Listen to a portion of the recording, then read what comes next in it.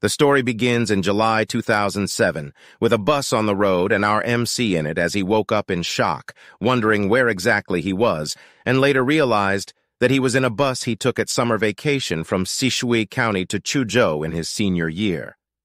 "Why am I here?" he asked. "Wasn't I enduring the divine retribution?" He wondered, as I Chen Fan am the immortal sovereign of Baixuan, also called Chen Baixuan.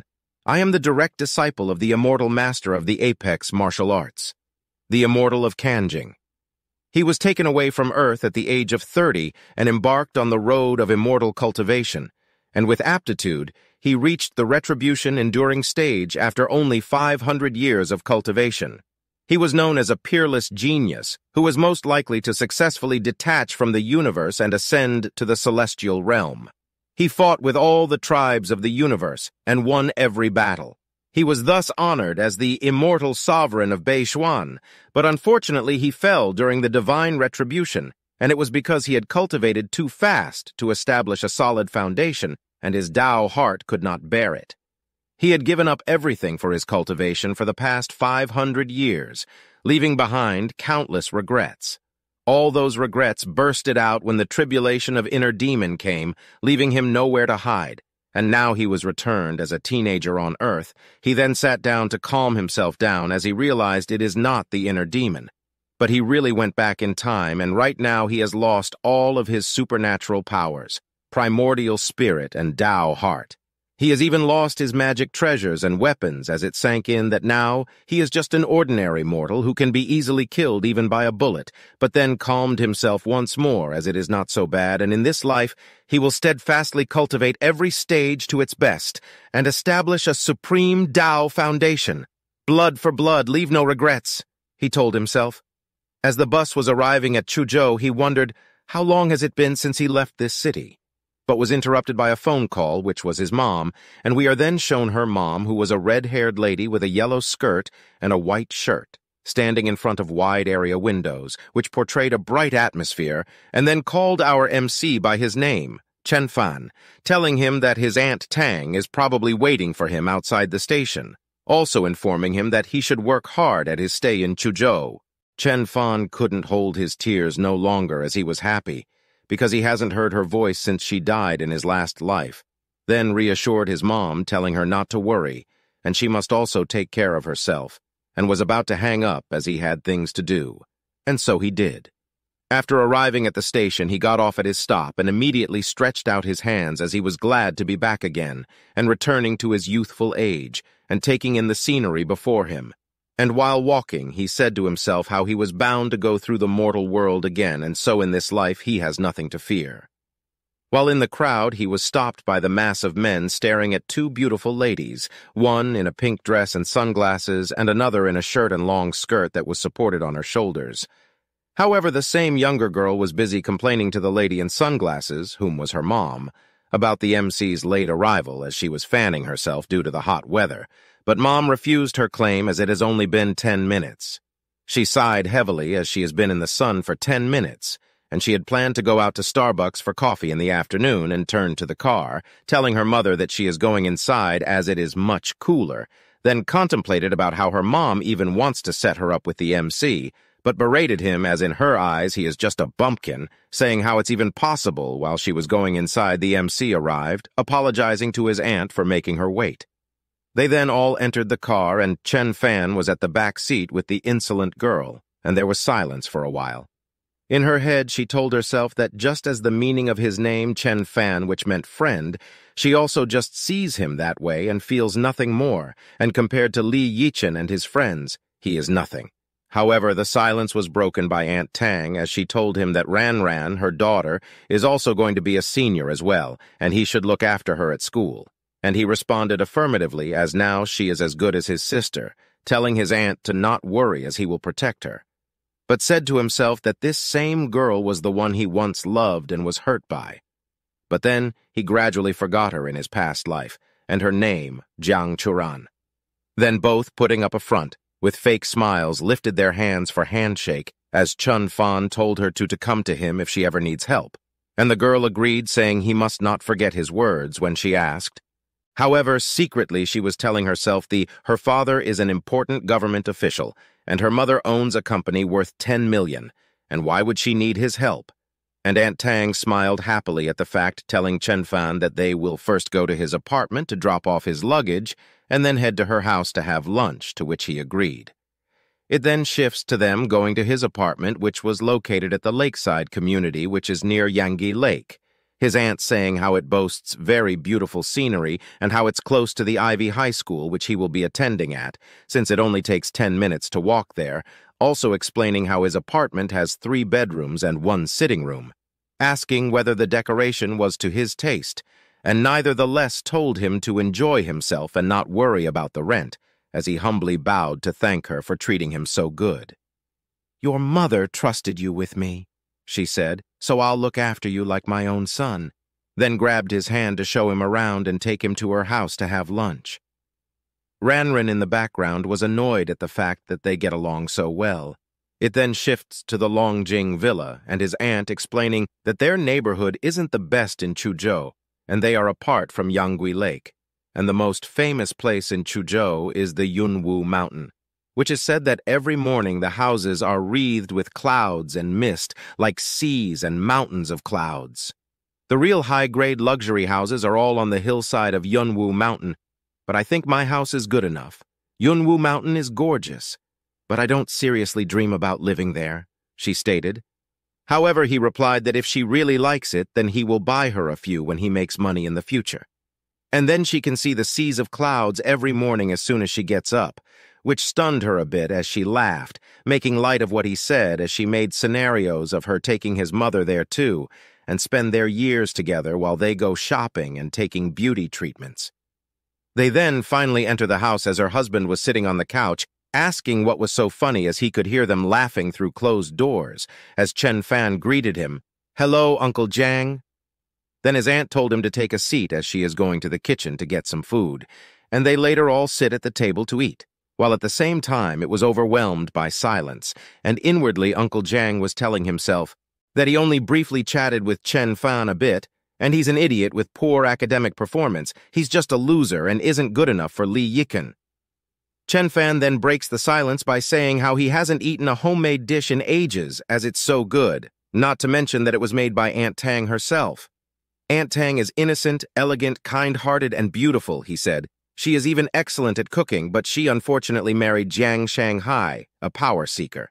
"Chen Fan, you just arrived at Chuzhou, so let Ranran show you around and you can maybe buy something," said by his aunt, and so he agreed. After lunch, while they were both going out, Ranran stopped and arrogantly told him that she had something else to do, and he should go by himself or take a taxi or something. "You don't need my company, right?" she arrogantly asked, while inwardly telling herself that he better not ask her for company.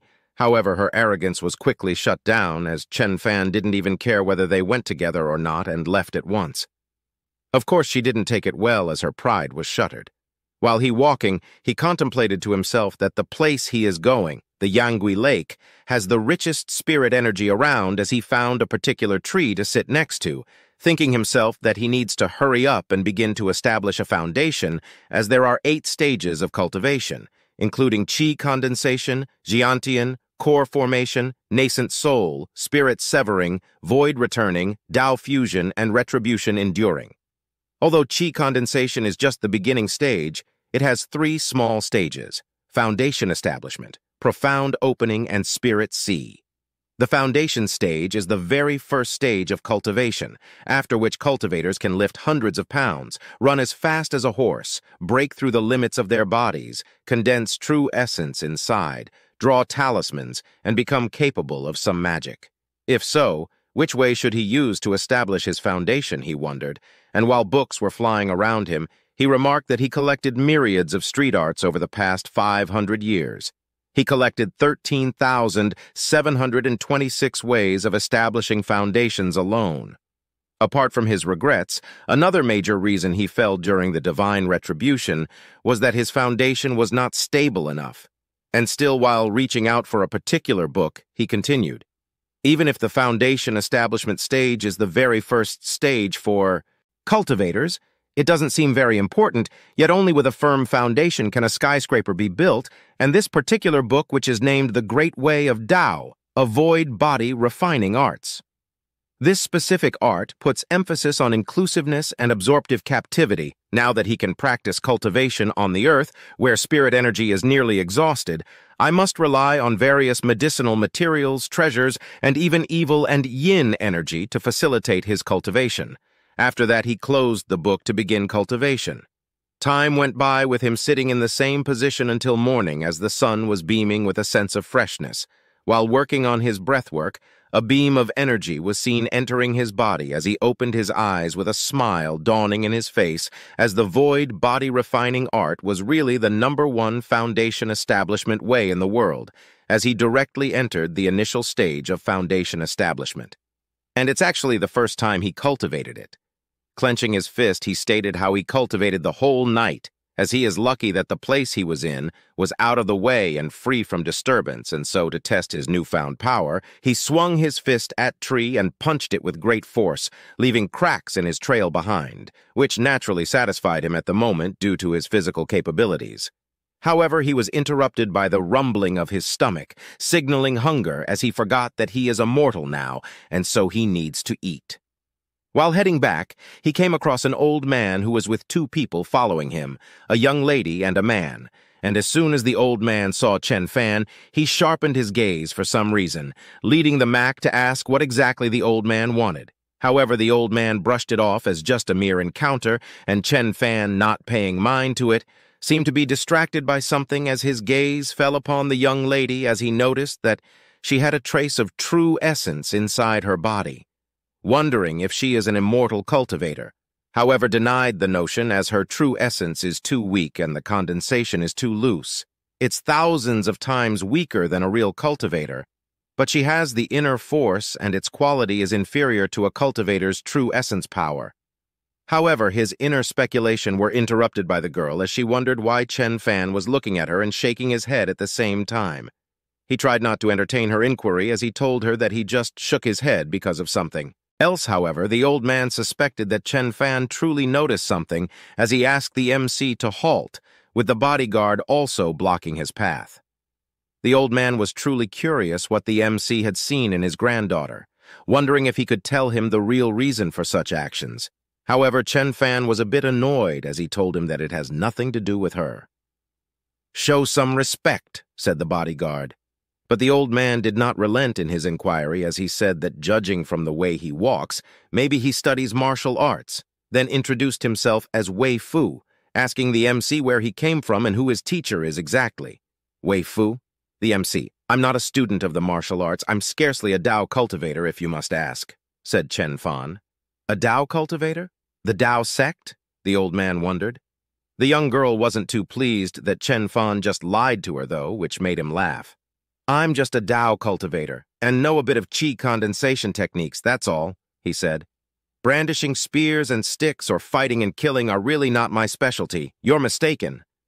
"Well, in that case, you and my granddaughter can spar a bit and learn from each other," said the old man, and the girl in a fighting stance said, "Come on, let me teach you something." However, Chen Fan wasn't enthusiastic about the matter, as it looked like he had to show some of his skill, and he replied that he doesn't want to bully weak women. "Who are you calling a weak woman?" the girl asked angrily as Chen Fan just went to pick a leaf in the tree, and in the next step fused the leaf with energy and flicked it with great force. Everyone was really worried, including the old man, who shouted at her granddaughter to watch out. However, the leaf wasn't aimed directly at her as the energy beam went past her, grazing her cheek in the process as well as her hair. The leaf struck the tree with incredible speed and force, which left the girl dumbstruck as she saw her blood on the cheek, turning her head to look at the leaf that was stuck in the tree. She was shocked by the fact that someone is able to hurt people with a flying flower or leaf. The old man sighed heavily with relief as he never thought he would see such a divine technique in his remaining years, then bowed as in front of a master. His granddaughter and him were impetuous, as he pondered to himself that he never thought this boy would be an unknown master of martial arts. The bodyguard, still feeling tense, thought to himself, "It is my first time to see such a skill. It was so fast that I couldn't take out my gun. How horrible!" he exclaimed. "You cut off my hair with this soft leaf and drove it into the tree? How is that even possible?" she asked. "It's just a little QI condensation technique, not anything special," he replied. But the old man said how it's a negligible technique to you, sir, but a miraculous master skill to us. So Grandpa started to call him sir. "You said a master can do what I did?" Chen Fan asked. "Yes, a sublimity master is at the prime of martial arts, far beyond the limits of mortals. He can release his inner strength and can easily kill someone tens of feet away. Being a master yourself, sir, you don't know that? It's just common sense in the martial arts circle. I'm really just a Tao cultivator, and that was nothing but a little QI condensation technique." "I've never heard of the things you are talking about before," Chen said. "Tao cultivator? He is really not a master of manifestation?" the old man wondered. "We need to win him over first. With his skill, he is on par with a master. Moreover, my granddaughter is still unmarried." Then said out loud, "It doesn't matter whether you are a master or not. Judging from your accent, you are also a native of Chuzhou?" "I'm from Sishui County. I've lived there for 17 years, and now I came here for school." Chen replied, "My name is Chen Fan. You can also call me Chen Beixuan. Beixuan was the Taoist name my teacher gave me. However, the others haven't had such names before, as the old man asked Chen Fan where exactly his master is. And he did not come with him, but Chen Fan just replied that he is not on this planet right now and said to himself, 'Alas, humans are unable to defeat aging, illness, or death. My comrades in arms, though I've cultivated inner strength. I cannot reach the master's level. I'll probably meet them soon since he is a mortal now.'" Then out of nowhere, the old man coughed heavily, leaving those around him very worried as he tried to reassure them. "You've strained yourself trying to use inner strength, haven't you?" "Oh, you understand medicine, Mr. Chen? How did you know about my ailment?" asked the old man, and the girl interjected, "My grandpa went to war when he was young, and he forced himself to use the inner strength when he had not totally mastered it to help his comrades in arms retreat. He was injured as a result. He didn't receive medical care, and because of that he had an internal injury as time went by. Until this day, he hasn't treated it at all. Mr. Chen, since you are a Tao cultivator and can see his injury, do you have a way to cure him? He suffers great agony every time he has a fit, and modern medicine can hardly do anything for him. To be frank, our family has some power here in Jiangbei. We will do anything for you if you can cure my grandpa." Then Chen replied, "It wouldn't be difficult for me to help. It must be fate that I met you, and they were all delighted by the news. First, I need to go do some preparation. Then I'll go to your house to treat him in 2 days, all right?" And they all happily agreed and said to himself that a stoic girl like her is the most beautiful when smiling. Then it shifts to the MC been driven home by the bodyguard, and along the way Chen was saying to himself that the old man Wei Fu spoke gently. But he couldn't hide the air of a military man. He must have served in the army when he was young and must have been in a high position, and said how he has always admired the soldiers who defend the country and protect our homes since he was a child. They practice inner strength, so they are his kind of people, and before he could finish his thoughts, they had already arrived as Chen Fan thanked the guy and told him that he could pick him up at the lakeside community in the evening in 2 days. And the bodyguard agreed, also asking to exchange numbers so that he can call him if ever he needed anything. And so they did. "I don't know medical skills." Then went to the shop and came out with his purchases in plastic bags as he headed back to his apartment, where he placed the purchased goods inside a magic circle and finished his statement. "But I know how to refine pills," he said as he lifted his 2 fingers up to conjure the magic spell, Spirit Condensing Formation Up. As light emitted from the magic circle, small spirit enhancing pill, complete. And golden pills fell on his hand and explained that a spirit-enhancing pill is a kind of pill that can enhance one's primordial QI. It can be called panacea. People who are ill, injured, or weak can all take it, since now they have a fateful connection. "I'll give him another gift," he said, then started writing something on a paper as he also received a phone call from his Aunt Tang, which he answered. "Yes, it's me, Chen Fan. I want to ask a favor of you. Ranran wants to go out to a party with her friends, but I'm worried. Can you go with her? It won't be too long, just dinner." "Perhaps." "No problem, Aunt Tang," he replied. "Great. I'll send you the time and address." As he hung up the call, then thought to himself, "I'll do this just for you, Aunt Tang."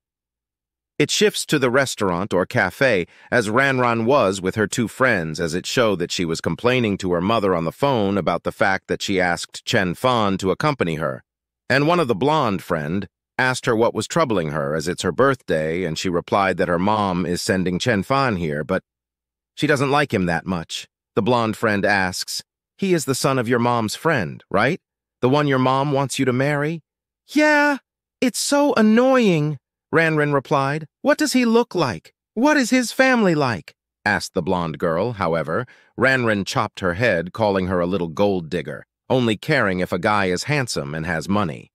The blonde girl arrogantly folded her arms, saying what was wrong in her thinking, because in this society, what use is a man without a handsome face or a rich and powerful family? The other friend, Xu Rongfei, also interjected, saying, "Meng Meng, the blonde girl, is just being petty. However, if his financial condition is not good, it will be difficult, and you'll have trouble understanding each other after they get married, even though they love each other." And Ranran, feeling all flustered, said how she doesn't like him like that, so there was no need to worry. Now I'm in a bad mood." Then entered Chen Fan, as he was looking for the group of friends, whom he noticed as he entered and approached to greet Ranran as she greeted him back. However, his visitation wasn't welcomed by everyone as the blonde girl. Meng Meng intended on embarrassing our MC as she said, "So you are Chen Fan? You want to go after our campus's beauty? Do you know how many admirers she has in the school? Who gave you the courage?" However, Ranran stopped her from speaking, and Chen Fan, being the giga he is, wasn't even fazed by her words. "Worry not, I just came here to have dinner with her because Aunt Tang asked. I have no intention to go after her," as his gaze fell upon the white-haired friend, Xu Rongfei, as he explained that she is the one he has to keep an eye on, because in his previous life she died tragically, and now he hopes he can save her in this life. However, in the next second she looked at him sharply, asking if he knew her, and why his starring. "No, but I have a learned family, proficient in divination, and people say I'm a great fortune teller," he replied. "Although this is the first time I've met you, I know you are an art student and will be admitted to Yanjing College of Film and Television in the future." "How do you know that I want to go to Yanjing College of Film and Television?" she asked, but the blonde girl intervened. "You are a celebrity at Ivy High School. Who doesn't know about you? You, boy from Sishui, you can't win over a girl by just talking glibly." And Ranran meanwhile thought to herself, "I thought he just liked to brag. But he knows something after all. I didn't expect him to be so cocky." Xu Rongfei also wondered to herself, "But I just told my mom, my ideal university last night. However, I didn't tell anyone else. So how did he know? I can't ask him more in the presence of others. He is so odd, he seems to have a kind of strange magnetism." More people then arrived outside as the blonde girl got up with excitement, calling for her boyfriend Yang Chao, saying how the party should now begin as they all went outside, and she happily jumped at her boyfriend. However, Chen Fan wasn't too pleased, as Yang Chao was his biggest enemy in his past life when he was in school and loved to show off in front of beautiful girls, and how he often embarrassed him. Yang Chao then asked her girlfriend Meng Meng who exactly Chen was, and she whispered in his ears to him about the situation, and going off to what was said, he smugly introduced himself, saying how his family runs a 5-star hotel, and said how Chen Fan dares to go after their campus beauty Jiang, aka Ranran, also saying how he must have an extraordinary background while holding out a hand to Chen Fan. However, his inner thoughts were betraying what he was saying out loud, as he was calling him a bumpkin, and how he dares to go with them in the same school. Chen Fan didn't shake his hand, though, as he just introduced himself as well. Xu Rongfei was thinking to herself how it's not good to mess with Yang Chao, as there was a guy who offended him, and Yang Chao had the whole basketball team beat him up and break his leg. The guy even dropped out of school. After her thoughts, she then cast a worried glance at Chen Fan, and his only response was to smile at her, which made her turn away, feeling a little bit flustered as she caught herself worrying about our MC, also asking herself why he is even smiling, calling him an idiot who is totally oblivious.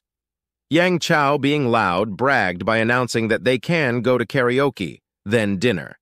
And after that, they can hit the bar street, saying how no one's going home early tonight, while his girlfriend suggested going to a new karaoke bar in the new urban district as their King's Hall is cool. He kissed her on the head, saying how they shall go there then, which made Chen Fan understand why his Aunt Tang was worried, as they will probably end the party at daybreak. I have to go to treat Weifu, though. I don't have a lot of time, he said to himself. The waist of the guy, however, still tried to embarrass our Mick, pretending that their cars are full and laying his hand on Chen Fan's shoulder. Said, how about he takes a taxi to the destination by himself?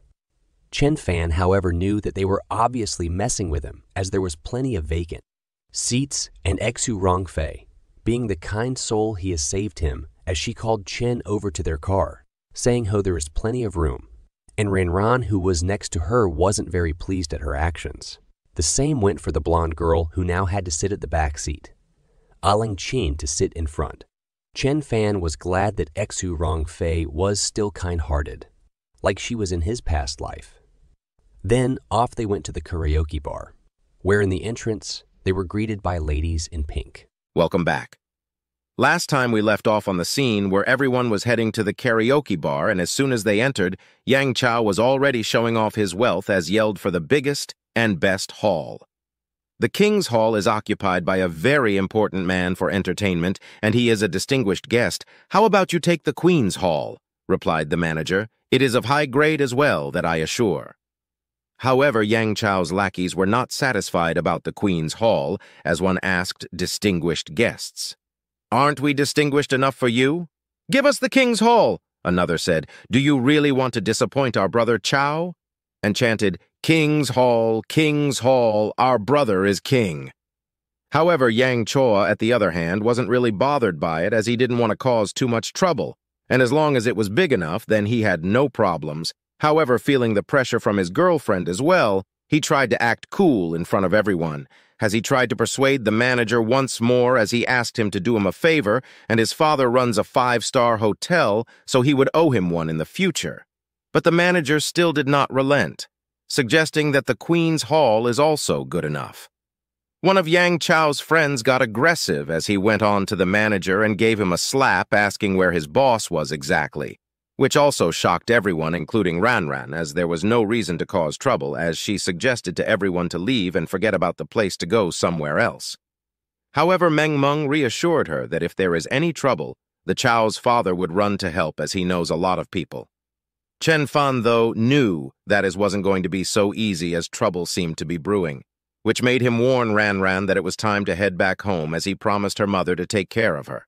However, the blonde girl took a liking to what Chen said, of course, as she thought he was trying to take Ranran away before the party even began, and Yang Chao took the opportunity to embarrass our MC, saying that he could leave if he wanted. However, he must let Ranran decide for herself, and with so much pressure on her, she just yielded to her best friend's request to stay, and told off the MC to leave and go home by himself, and inform her mother about it. Meng Meng then thanked her by kissing her on the cheek for choosing her side, and she turned to Chen Fan. Well, you heard her. Off you go, Chen. However, the ever-so-kind Xu Rongfei stood up for our MC, asking Ranran on why she was embarrassing him like that, and she just made the excuse that Meng Meng would be mad with her otherwise. What an ungrateful girl, Chen said to himself, as he was only trying to help her, and then kept to himself as someone seemed to be heading their way, wanting to see how they would deal with the situation.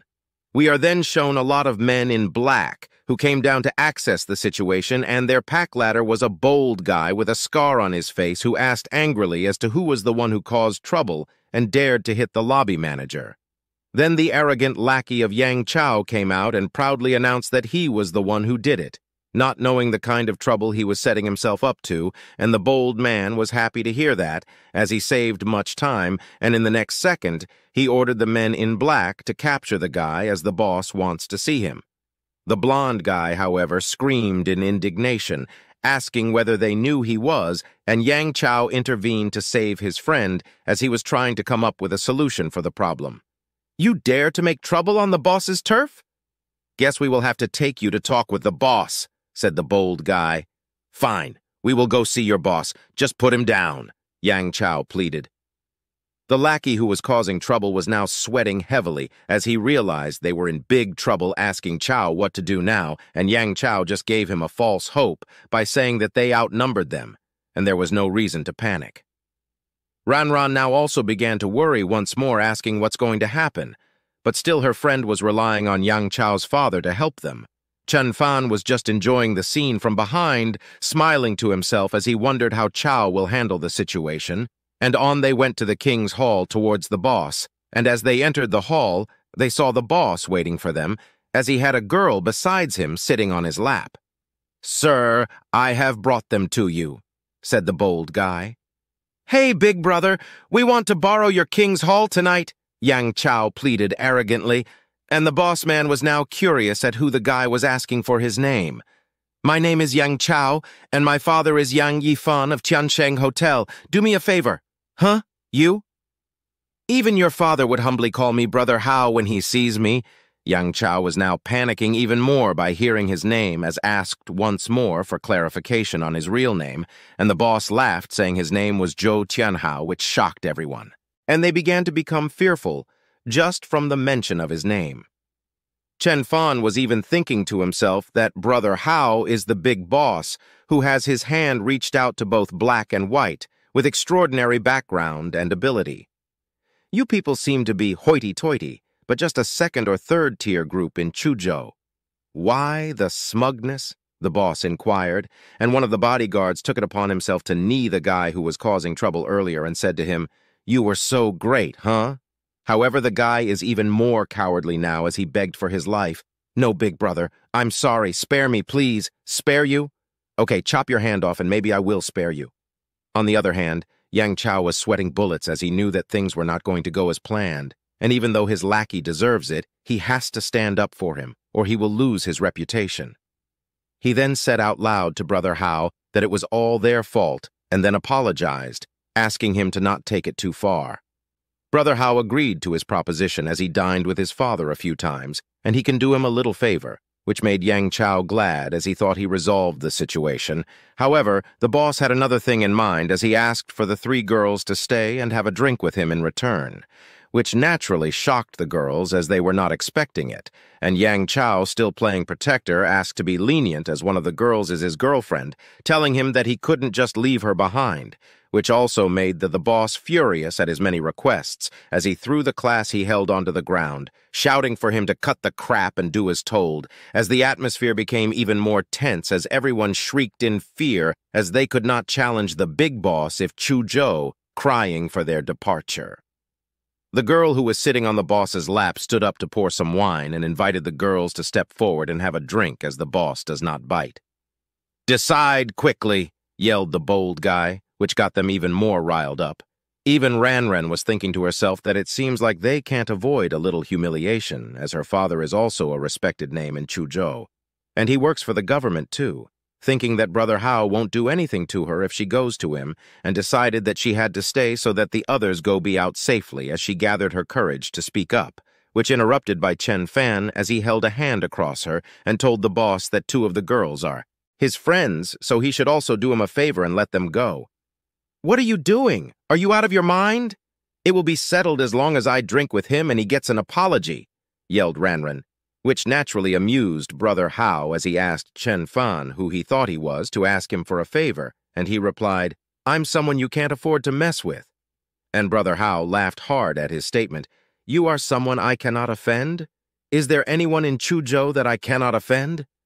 "Boy, because of what you said, you will not be able to walk out of the door in one piece," which made the girls fall into despair as they thought now things were getting out of control, wondering what they should as Chen Fan might die now, not knowing how RMC is the GOAT. Brother Hao ordered his best man, the bold guy whose name was Biao, to kick the hell out of Chen Fan, and he happily obliged. As Biao is the #1 fighter of Zhou Tianhao, he is the man who had gotten out of military prison by Zhou. His short-tempered and was sentenced to prison for badly injuring his trainer in the army. He greatly contributed to the achievements of Brother Hao over the past 10 years. It then shifts back to the fight as he was preparing a blow against our MC as he swung a fist towards his face, which made the ever-so-kind Shu Rongfei to worry about Chen's fate as he yelled at him to watch out. However, he wasn't fazed as he reassured her that there was no need to worry, and while the fist was coming at him, Biao was bussed, explaining how his fists can break a hole through a wooden wall, confident that he couldn't stop it. However, Chen simply blocked it with his strength, and Biao shrieked back in pain. Feeling the strength of our MC, he was surprised that he could get hurt, wondering if Chen studied kung fu, saying no wonder why he was so bold as he then wore knuckles behind his back. "Interesting boy, let's take it seriously now." And so the battle began. Biao swooped in for a right hook. However, Chen Fan dodged it and looked to counter, saying, since the guy was being so brutal, then the guy must not blame him for being ruthless, as he countered with a powerful kick on his chest, shocking everyone. As he was coughing blood and he thumbed on the floor, Brother Hao was also shocked, as his best fighter was just defeated with one blow, and shouted for his other men to stop watching and just attack him all at once. They heeded the boss's orders and pulled out knives to prepare for an attack, however. Our boy wasn't fazed at all, as he sighed, calling them a bunch of fools, as he suddenly dashed through them with great speed, attacking them one by one as they all slammed to the floor with pain, clinching the areas they were damaged, moaning. He won? What is this, a drama show? Meng Meng wondered.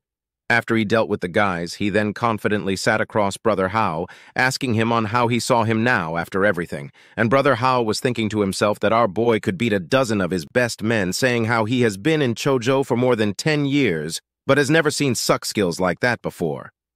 He still tried to play it cool, though, as he admitted that Chen Fan got some skills. But how would he fare against a gun, as it's the modern era right now, and excellent kung fu skills are not so intimidating?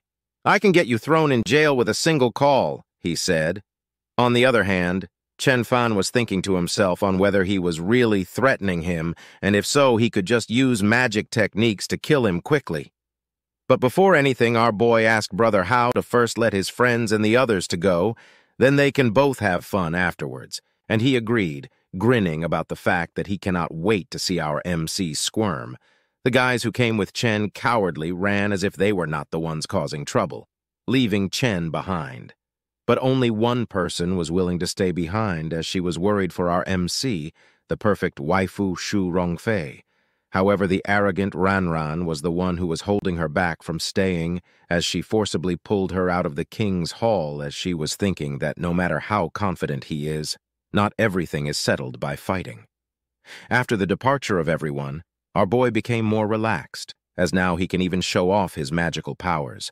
But he was interrupted by a phone call, as it was Xia Qi, the bodyguard of the old man, as he was wondering why Chen Fan was not at the pickup location since he has a checkup with the old man, and he just told him he cannot be at the pickup location now. Since he ran into some bit of trouble, the bodyguard was now on full alert, as he asked our boy where exactly is he at that moment, as he could come and sort out the problem he is facing, asking who exactly is giving him trouble.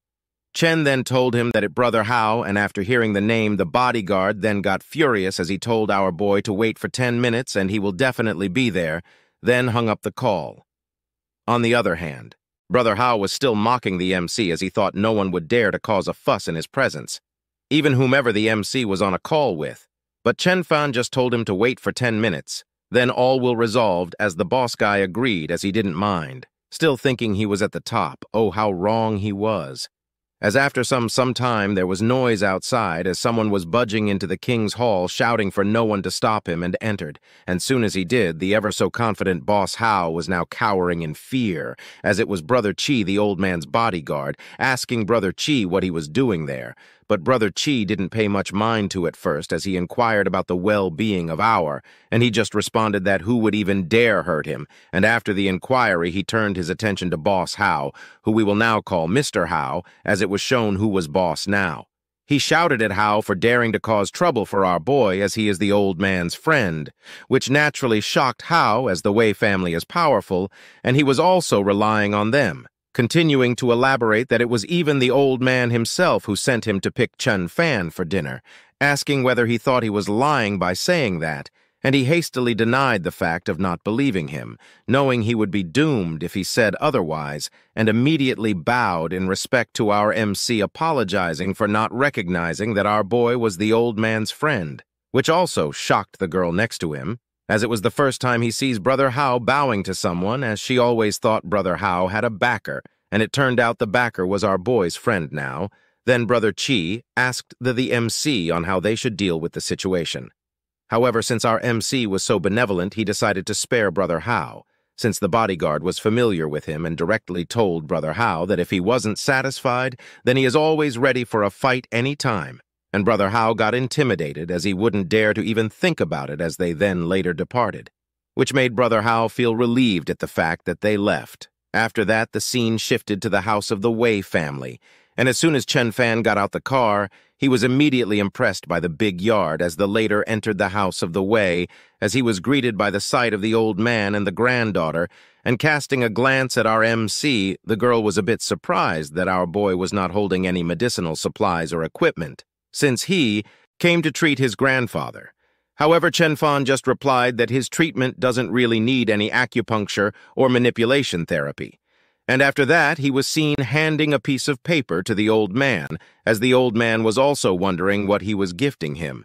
And as he looked at the paper handed to him, he was immediately stunned and lost for words for a short period of time, as her granddaughter was also wondering what was getting the old man all riled up, as he suddenly bowed at our boy for the gift gifted to him, thanking him for his kindness, pledging that he will never forget it.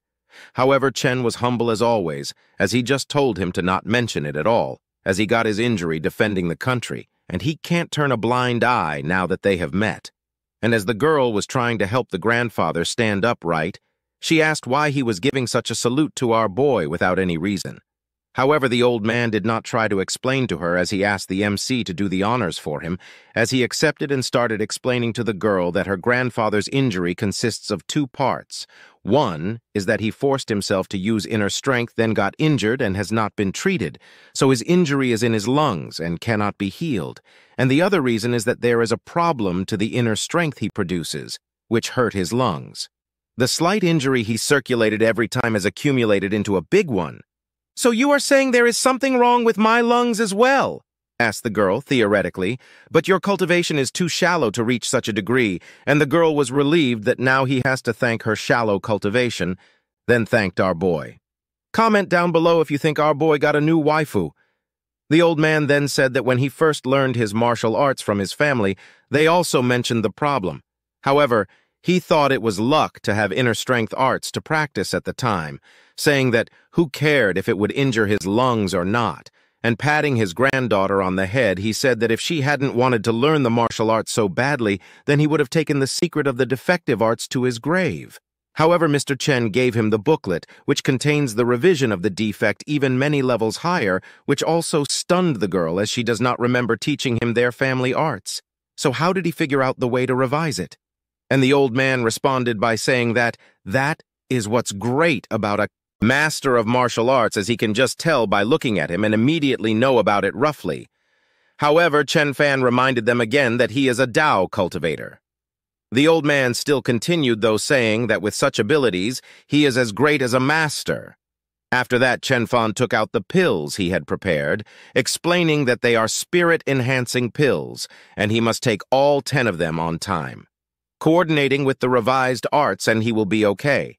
But unfortunately, the ingredients of the spirit-enhancing pills are extremely rare, and how they can even bring back the dead, saying lung injuries are definitely not a big problem. But by saying that, it kind of angered the girl a little bit as she furiously grabbed out the pills out our MC hands, as she thought that he was bragging by saying how can pills bring back the dead to life, saying it is just a made-up fairy tale. However, Chen didn't try to even convince her much, as it was her choice to believe him or not.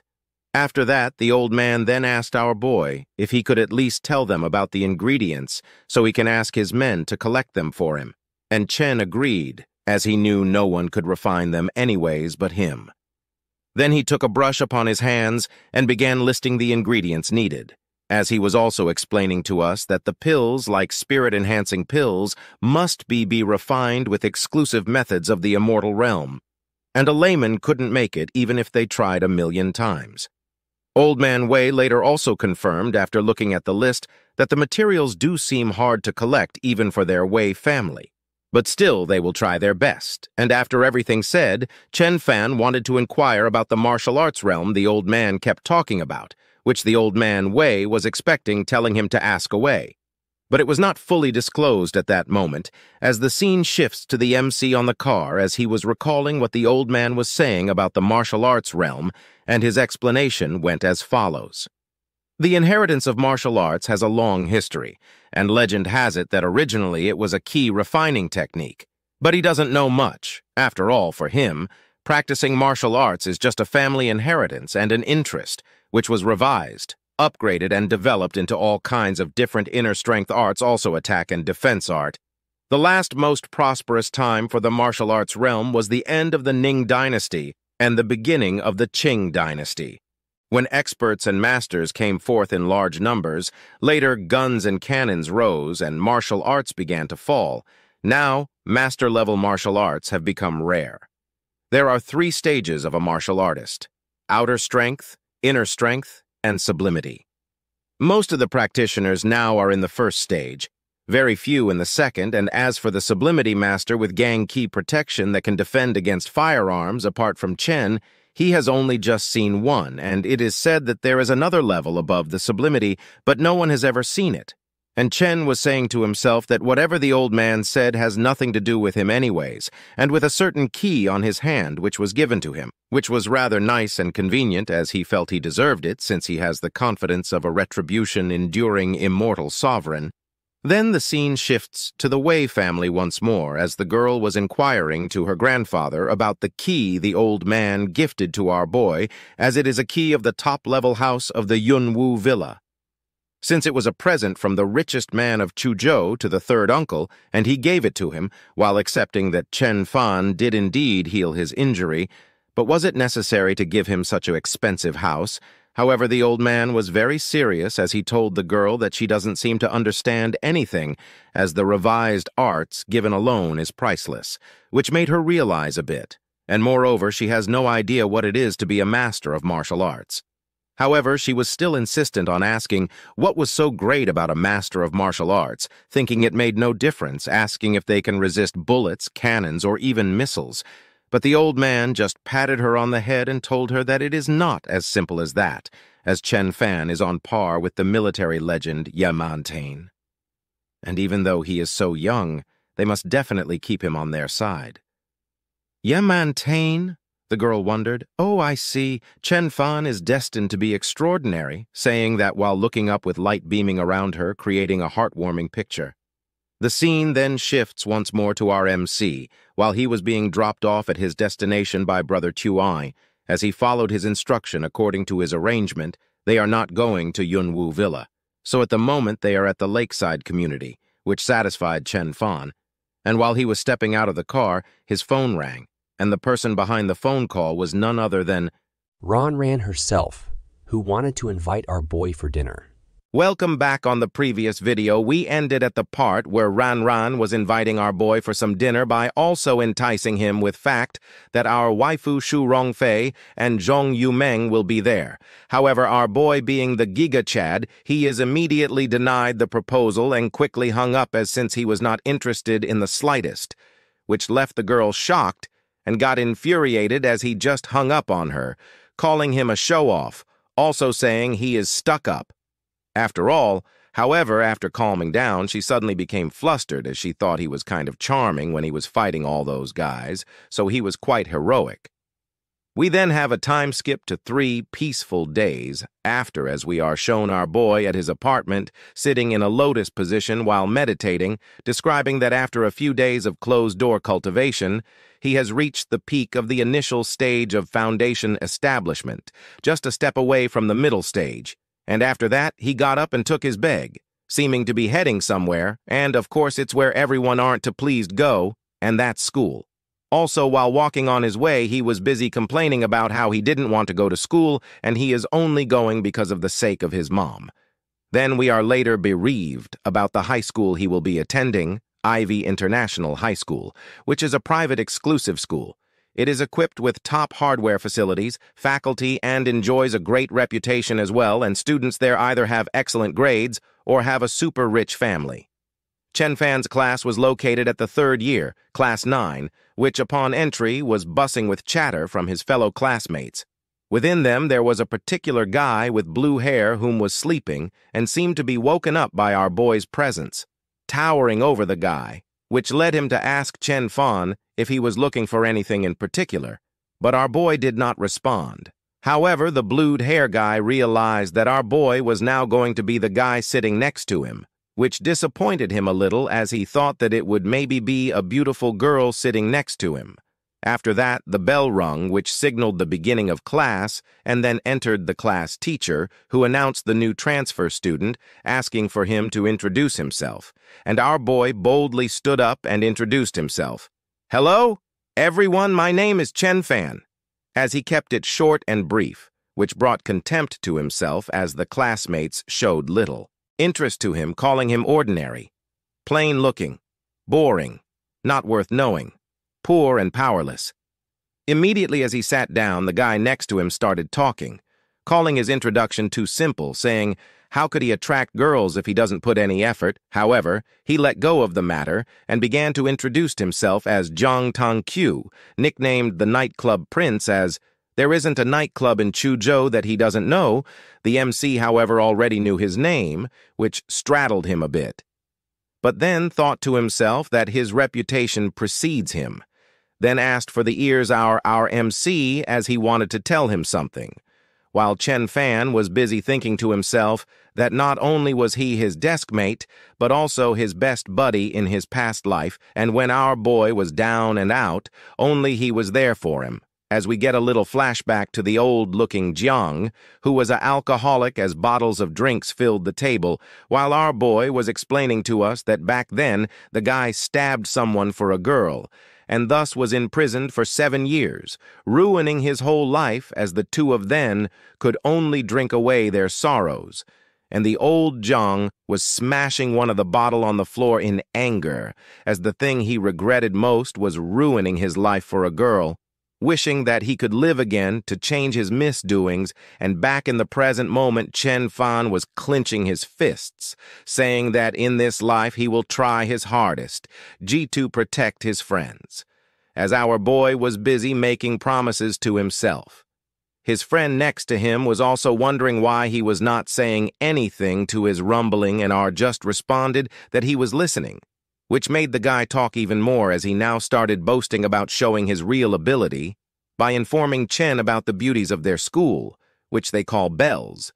And even though the girls in their class are not bad, there is the prettiest among them all, and that is their class monitor, Chong Wei, a purple-haired beauty, and she will be the host of their campus evening, as only our waifu Shu Rongfei and Zhang Churan aka Ranran are slightly prettier than her.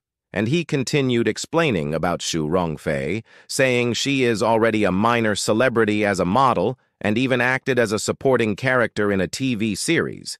And it is said she can afford a BMW with the money she makes in a year, outstripping 99% of students in China. On the other hand, Chen Fan was chuckling to himself, thinking about how his friend would react if he told him that Shu Rongfei and him nearly became lovers in his previous life. But don't even think about the class monitor. She doesn't even want me, let alone you, said Jiang. And to himself, Chen was thinking that he has not changed at all, as he is still full of hot air. It is Si Yingxia she fancies, but the guy is too proud to even look at her, Jiang said. And then on entered Si Yingxia, who we will be calling Sai from now on.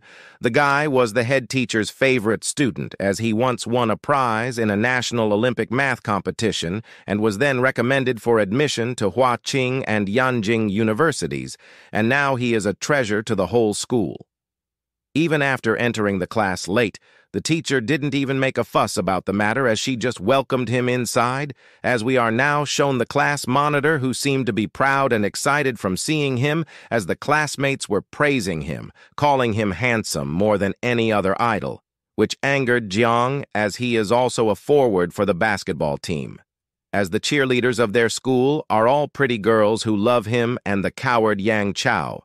However, the C fancies our beloved Shu Rongfei, and as always, our boy wasn't too impressed, which led Jiang to ask what Chen actually thought of the guy, and our boy just replied, "Really, I don't see anything special about him.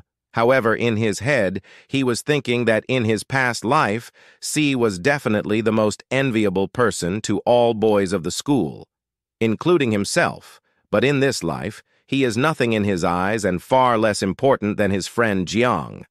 However, his so-called fiend thought that he was conceited, as even though he also does not quite like him, he really is awesome. As time went by, the bell rang once more for the end of class for the beginning of lunch break, as in the next second, the class monitor approached our duo's desk, informing them that the school's basketball team will have a training game during lunch break, and the two of them must help carry the drinks, as she also departed immediately without even considering their thoughts. Which frustrated Jian, as he knew that the girl was only trying to show off in front the guy named S.I. as she ordered them like dogs. And the scene then shifts to the basketball court, which was buzzing in noise, and the most attention was fixed on the two boys, S.I. and Yang Chao. Chen Fan was also surprised by the praise they received, which again annoyed Jiang, mainly because the guy named S.I. was even ignoring the class monitor, and without knowing that our boy knew the waste man, Yang Chao. He continued to give entail about him, telling him that he is the team leader and his father is the CEO of the Tiansheng Hotel, and someone once offended which caused him to lead the whole basketball team to beat him up, and they ended up even breaking his leg, which naturally caused the victim to leave school, and school even let the matter pass. Jiang also, wishing he could be as prestigious as him one day.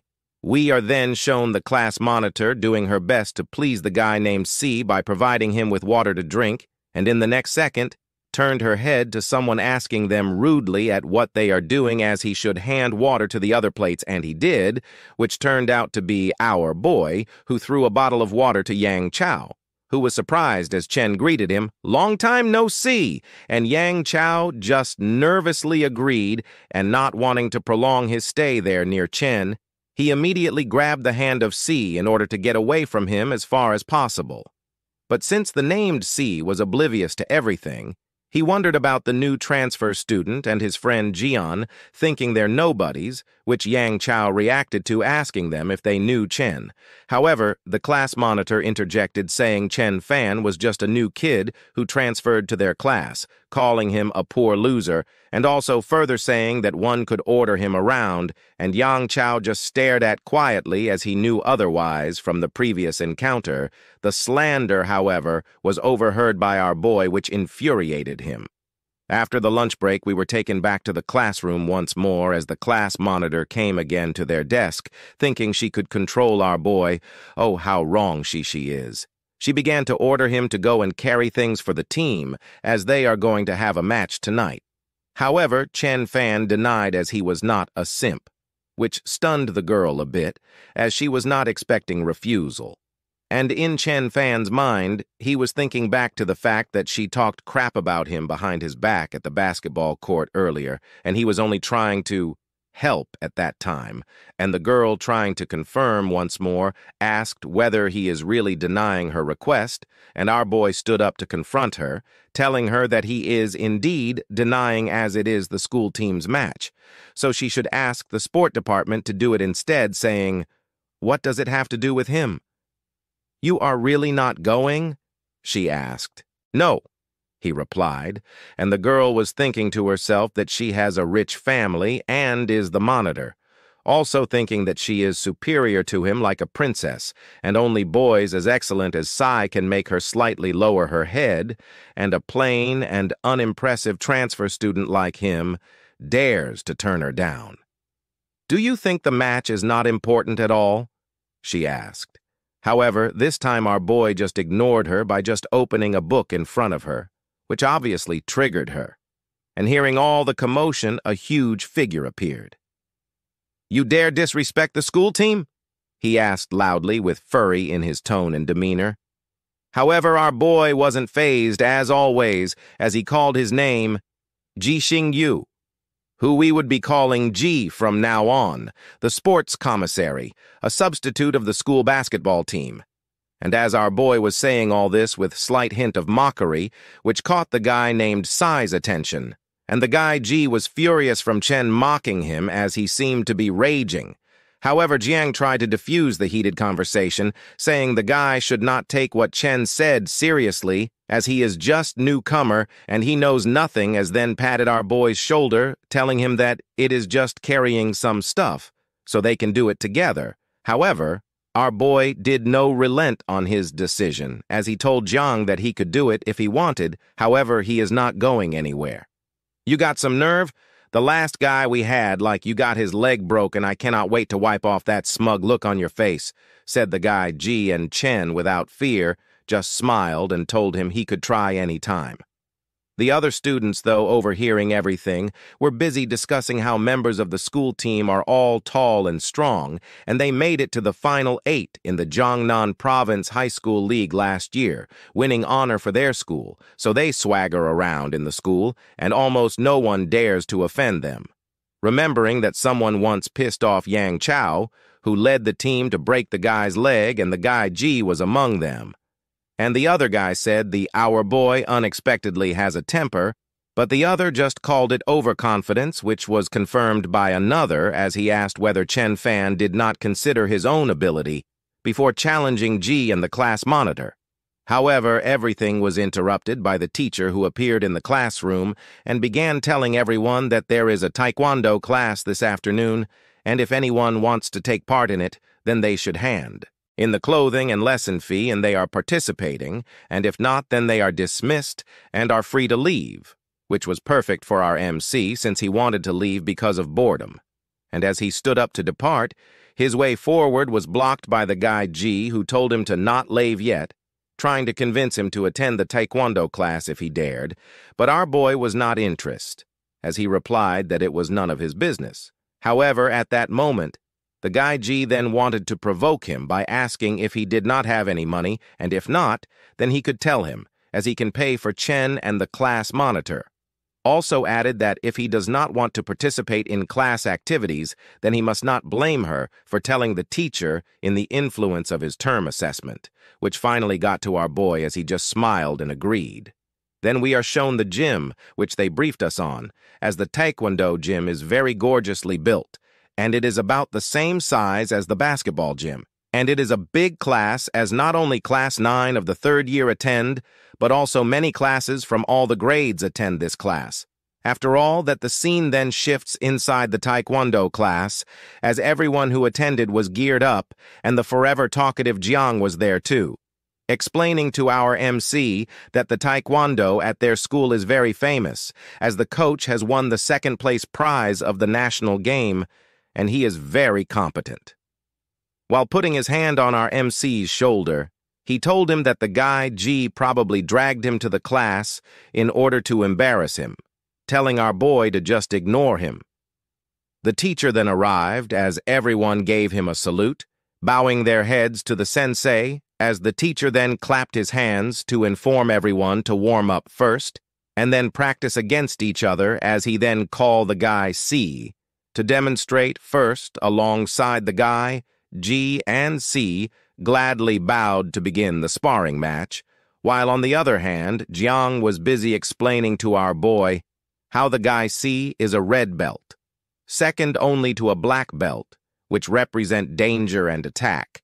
As one cannot reach such a level without years of practice, the coach then began the match between the guy C and G, with C making the first move by executing a flying spinning knee kick, which was being overly praised by the spectators, whom were mostly females, as they thought his movements were awesome.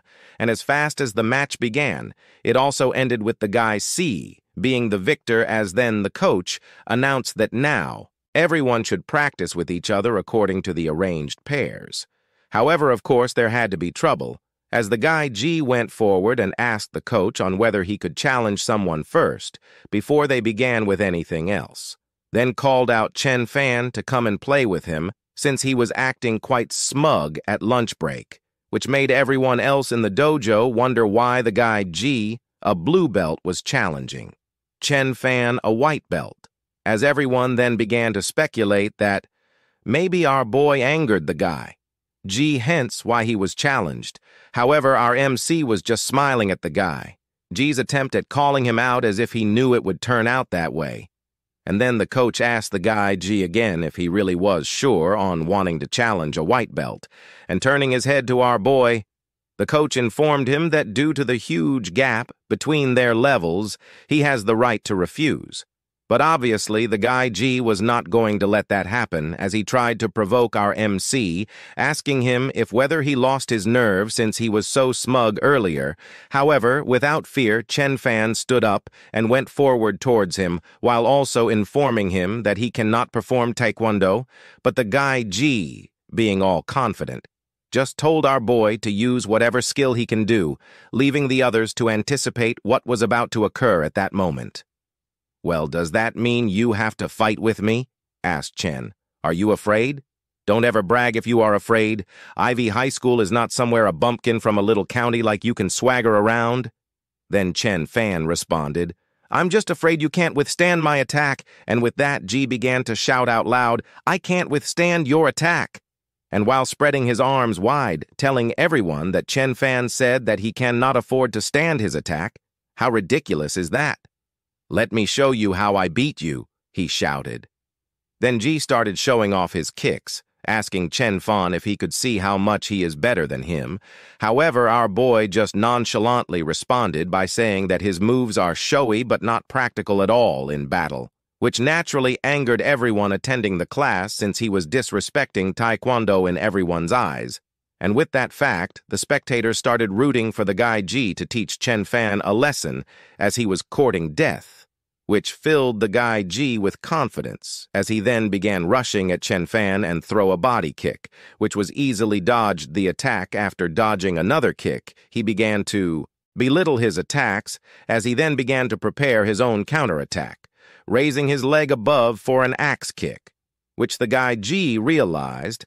However, his realization was too late as he tried to dodge, but because the kick was fast, he tried to block it instead. However, our boy's axe kick was way too powerful as it slammed him down on the floor, creating a loud bang, which naturally shocked everyone as in the next moment the spectators started berating the guy G for being too weak as he couldn't even beat Chen Fan, the new transfer student, as it really seemed that the new student was not bragging earlier and he real has skill. While the class monitor was also thinking to himself that the guy G boasted to her and now could not withstand a kick from Chen Fan, calling the guy G a shameful loser, while at the same time the guy C went up to his unconscious friend, asking if was all right, then stared at our boy, asking him why he had to hit the guy G so hard since they were all classmates, becoming even more angrier. But our boy just responded by saying that he was the one who provoked him, asking him what would have happened if the guy G's attack landed on him. As surely if the guy G would hit him, it would have been a fatal attack. However, the guy C, not listening to our boy, just came to him even closer, saying that since he has such strength, how about he accepts his challenge? Which also began to worry the class monitor a bit, calling his name. However, the guy stopped her by showing his palm to her from saying any more as he prepared for a fight, while also thinking to himself that Chen Fan's kick was really amazing as the speed and power cannot be from an ordinary person, saying he has been training in this sport since childhood, and since he has worked hard for more than 10 years, so he cannot possibly lose. "You want to fight with me?" asked Chen. "You know I will not stop if we start right," he stated. The crowd, meanwhile, were also busy discussing the kick Chen Fan delivered on the guy G, as they said it was not so impressive, and it was just a little fast and powerful, while favoring the guy named C as he has received so much praise from black belt masters, and another confirming as they wanted to see who will lose now between our boy and the guy C, as another, also called Chen Fan, a braggart. As they believe the guy named Sai is the best, the coach also then informed them that since they are both students, they can fight if the want. However, they must not go too far. Welcome back. Last time we ended at the point where the coach was informing our boy Chen Fan and the guy named Sai that they could fight if they wanted to. However, they must not go too far and stop where they should. However, his inside thoughts were betraying him because he was still annoyed at the fact that Chen Fan called his teachings showy but not practical, and telling himself that his favorite student will definitely teach him a lesson. Before the fight began between the two, the mood between them was heavy as Chen Fan then began to tell the guy named Sai to go on ahead and attack, which made the guy named Sai obliged, as he was not going to stand on ceremony, and in the next second he leapt in the air with a flying kick. While it was coming, our boy also acknowledged his attack a little bit, saying that he is not bad, comparing him to Biao, except for his lack of experience, and his fan of girls were also infatuated by his awesomeness in the kick executed, which was also praised silently by the coach, calling his kick the 4th level of a black belt, and with that kick alone, the guy C is bound to win. However, our boy was not that easy, as he just smirked and then blocked his kick with only one hand, which shocked the guy named Sai, asking how it was possible for him to block it so nonchalantly, thinking to himself that why is Chen Fan so awesome, but did not think for long as he delivered another kick aiming for his head. This time, however, Chen just brushed it off with a single hand, which left the guy named C to lose balance, at the same time further infuriating him as he began to throw a flurry of multiple kicks, and all of them was just all slapped away by our boy. But the guy C, not noticing his inferiority, he continued kicking with each and every kick slapped away. The guy Sai then realized that he was getting nowhere with his attacks, which led him to take a huge step back to access the situation, and in doing that, it caused Chen Fan to smile happily, saying that he has kicked so many times, so for once, how about receiving one of his punches? And after saying that, he made a punching stance, which the teacher instantly figured out, as he had a bad feeling about it since it seems dangerous, as he tried to warn the guy named C. However, Chen's punch was already coming with great speed, which led the guy named C to subconsciously block his face, to cover the so-called idle face, but it was a mistake in his part because Chen Fan's blow landed on the guy's stomach, as if he wanted the guy to spill what he ate yesterday, because it even created a loud boom. Also, it was shown that before punching the guy, he released some of his Kai, which forcefully threw him back a few meters as he slammed down on the floor, which caused some silence all around, and the person who cared the most for the guy named C came forth to help him out, which was the monitor, the first one to hurry by his side, calling for his name in a frantic manner, since she was so worried, and the guy named Sai was busy coughing on the floor, and our boy reassured the monitor that the guy is all right and he will only just be tired for a while, which naturally angered the girl as she was grinding her teeth in fury, since Chen was the one who hurt her beloved idol student. But our boy, being the Chad he is, just turned his head and looked at the others, loudly asking them if anyone else wanted to challenge him. However, no one made a sound since they were all scared. And with that being the case, he pointed at the guy named C and told him once more, showy but not practical.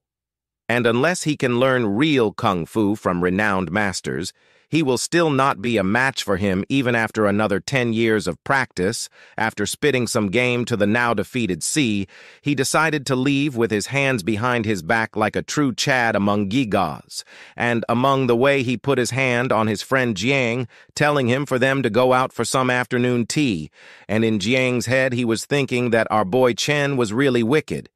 However, he jumped in happiness as they left, while also thinking to himself that no wonder why our boy Chen did not bat an eye at the guy Sai, as the guy named Sai can't even take one of his punches, thinking that Chen Fan definitely isn't ordinary. After a few days, everyone in school was talking about Chen Fan, as also multiple girls wanted attention from him, as they were surrounding him for the fact that he defeated the guy C, and at the same him, back a few meters, as he slammed down on the floor, which caused some silence all around, and the person who cared the most for the guy named C came forth to help him out.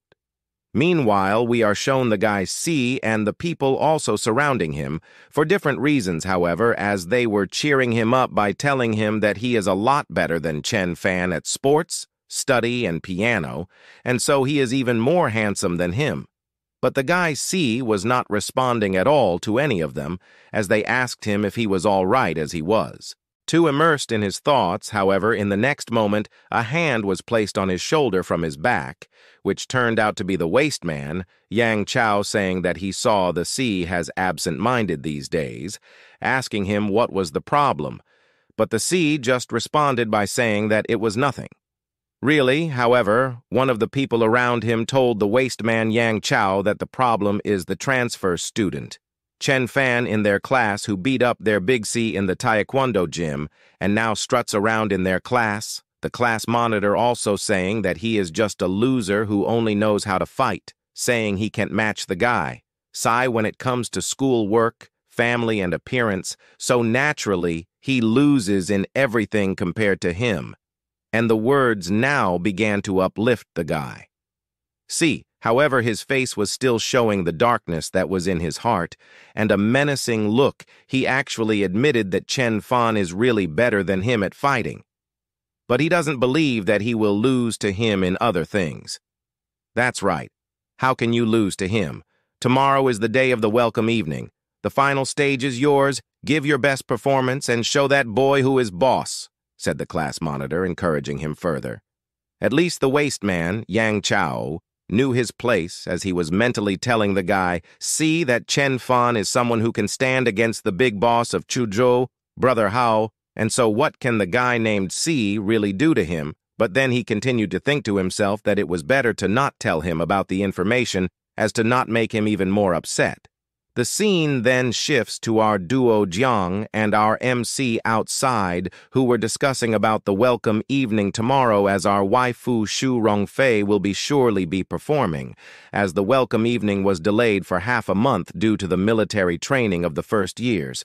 However, the beaten-up Ji walked past them as if looking for trouble and asked Jiang on whether he still liked Xu Rongfei, but also saying that she belongs to the guy named C. However, our Chen corrected the guy by saying that he heard that Xu Rongfei only likes him as an ordinary friend. Well, she would not like you anyways, the guy Ji responded back. But our boy, being the Chad he is, just said that it would be hard to tell for sure. And Jiang, also standing up for our boy, shouted, that's right. Why can't she, Brother Fan, beat you up the other day? So are you really asking for trouble again? However, the guy Ji knew best, and so he just ignored Jiang and left at once. The next day, at the welcome evening, everyone was gathered at the theater hall to witness all the brilliant performances, with our duo not being the exception, as they were also among the audience. And after some while, Jiang was really impatient to see Xu Rongfei on stage. However, he did not have to wait long, as after some performances, the hosts, who were the class monitor and some other guy, announced that the performance they all been waiting for will be underway, as the beautiful Xu Rongfei will be performing a solo dance, calling her the Swan Princess, which caused the audience go in an uproar as they were waiting long, as in the next second the stage went completely dark, leaving a single spotlight to highlight the performance, as it was bound to be good. And for the music, it was the guy named C, who was on the piano, as he was dressed in all white, which matched the beautiful Xu Rongfei's dress, since the guy always accompanies the belle Xu Rongfei each time she dances. Then out came the ever-so-beautiful waifu, who was dressed like a majestic swan princess of ballet, with her hair tied up perfectly, skin glowing like the moonlight in a dark OBS, creating a bright and gently atmosphere. As she was twirling and twirling like one who dances with the wind, not to mention the cultivating poses, and as if not cultivating enough switch final and last dance, she simultaneously untied her hair, that created a breathtaking scene for everyone to feast their eyes upon, which naturally excited everyone as the audience went into an uproar, booming with cheers from fellow students. And the creepy guy, C, took the opportunity to take advantage of the moment and quickly grabbed Xu Rongfei's hand, and they began bowing down to the audience, thanking then the process for the support. And as soon as they did, Xu Rongfei also quickly retracted her hand-do as to not cause any misunderstandings. However, it was a bit late, as some people in the Crowed thought that they looked perfect together and make a cute couple. But our Xu Rongfei wasn't too fond of the opinions everyone was throwing at them, which made her a little upset. After the brilliant performance, we were then shown Jiang, who was still praising Xu Rongfei, calling her his goddess, saying that she has a temperament that is as good as a professional ballet dancer, and also continuing to say that the guy named C wants to take advantage of his so-called goddess. Chen Fan, however, didn't really want to keep listening to his rumbles as he stood up to leave, and while up he was thinking to himself that he was satisfied to see Xu Rongfei's solo dance once again. But his train of thought was interrupted by Jiang as he was informing Chen Fan that their campus belle Xu Rongfei was coming their way, and alongside her was the class monitor and the now creepy guy C, who was chatting up our waifu, which naturally discouraged Jiang as he thought the guy C was winning her over. However, our boy, not wanting any trouble, just simply told Jiang that he was departing and went the other way. But he was then stopped by a voice. Alas, our great master Chen is leaving so early, without greeting the two heroes of the welcoming evening? Which naturally caught the attention of our MC, and the voice was coming from the class monitor. However, not knowing that Chen and Xu knew each other in the next second, Xu Rongfei called out our boy's name loudly, with a questioning tone, and after finding out that it was really him, she ran with full speed to our boy with extreme excitement, and our boy, seeing her, opened his arms to embrace the joyful Xu, and then they hugged warmly, creating a bright and dazzling atmosphere between them as they also looked at each other with warm and fuzzy smiles. However, after some time realizing what she was doing, she immediately blushed and pulled herself back, feeling all embarrassed, then tried to explain to him that she was just happy to see that he was all right after the previous encounter, and our boy warmly smiled, then thanked her.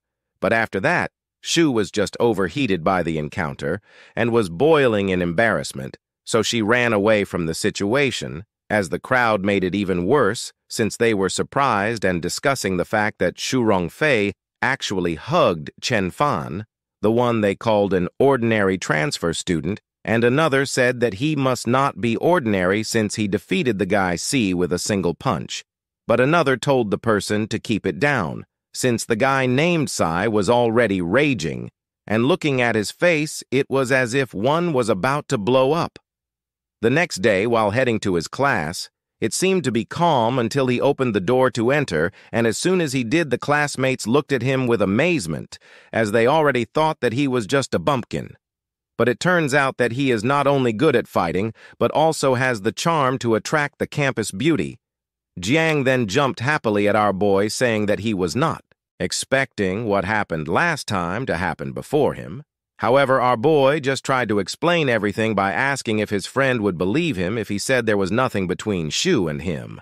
But his friend, of course, did not want to believe it, saying that he badly embarrassed the guy named C last night, calling it brilliant as his face turned bright red and froze to the spot as no one could get him to move for 10 minutes. However, in our MC's mind, he was thinking how everyone misunderstood the situation. Then looking out the window, he continued to tell himself that how could he possibly fancy Xu Rongfei as she is waiting for him after all, and it seems we won't get to know who exactly she is. Well, it looks our beautiful waifu Xu Rongfei won't feel our boy's love after all. Such a shame. Getting back to the story, there were 3 guys discussing the fact that they think Xu Rongfei is having a relationship with the transfer student, as she even hugged him in front of the public, and turning to one guy who seemed to be getting some screen time, was busy thinking that Xu Rongfei is not even attracted to Chu Minghui or the guy named C. So how could she possibly fancy an ordinary transfer student?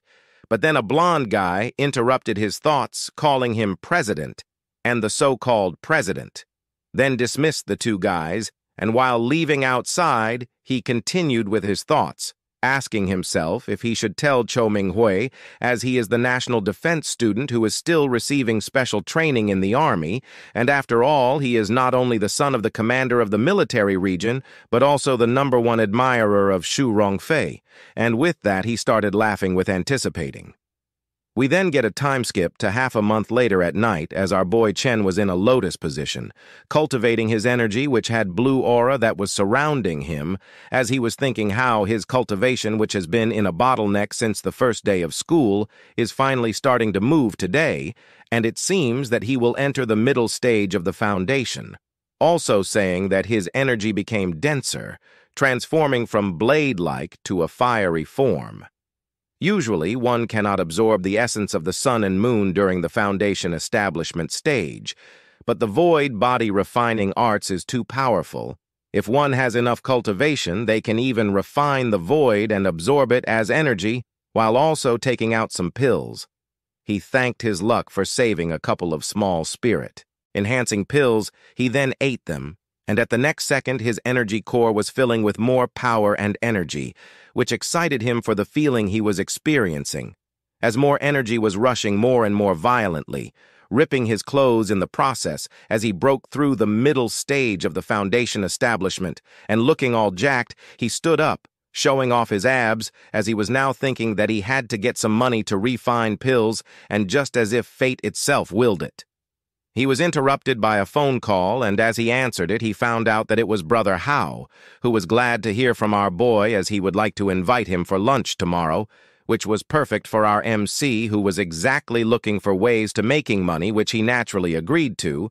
The following day, he met Brother Hao, who was with Biao, his loyal bodyguard, whom greeted the Mac at his arrival, and as he sat down, Chen Fan asked who roughed up Biao as one of his arms seemed to be broken, but he jokingly said he knew who did it, saying it was an internal injury that his kick caused, and Biao just awkwardly smiled, and Chen Fan did not allow any response as he asked Brother Hao if he actually want to ask for his help for anything, which Brother Hao agreed to, saying that he has a minor trouble, and continued, "We are family, so I will be frank with you. There was a rival of mine years ago who fled overseas. Now he has come back and destroyed my place and also tried to kill me." "A gang fight?" "I'm not the police," said Chen. "It was not a fight for power. That man has learned kung fu from God knows where. He wants my life and he is very determined to kill me. So it is no use calling the police." "How are his skills compared to mine?" asked Chen. "Amazing," said Brother Hao. "I have never seen such a master. He might even be better than you." "Oh," said our boy, and in his head, he was thinking if the guy is an inner strength fighter, and Brother Hao nervously replied that the guy asked to meet him on the Lake Heart Island. "If you can help me out, I will give you a large reward." 100,000? asked Chen Fan. "No, 1,000,000. The extra is my apology." In Chen Fan's mind, however, he knew that Brother Hao was not being sincere enough, as he did not want to pay him beforehand, so he would still like to see this particular inner strength fighter. But out loud, he just replied that everything was good. In the next second, Brother Hao stood up in hurry, as if someone was visiting. He then exclaimed that Master Guo has finally arrived as he quickly rushed to meet him, which led Chen Fan thinking that, as expected, Brother Hao did not only invite him alone for help, as some men in black robes with red belts appeared, and among them was a leader whom Brother Hao naturally introduced our boy to, and his name was Master Guo of the Wei Sheng Kung Fu School, and he is the #1 martial artist in Chuzhou. "You are hiring a teenage boy," exclaimed the arrogant Master Guo. "Won't he be killed?"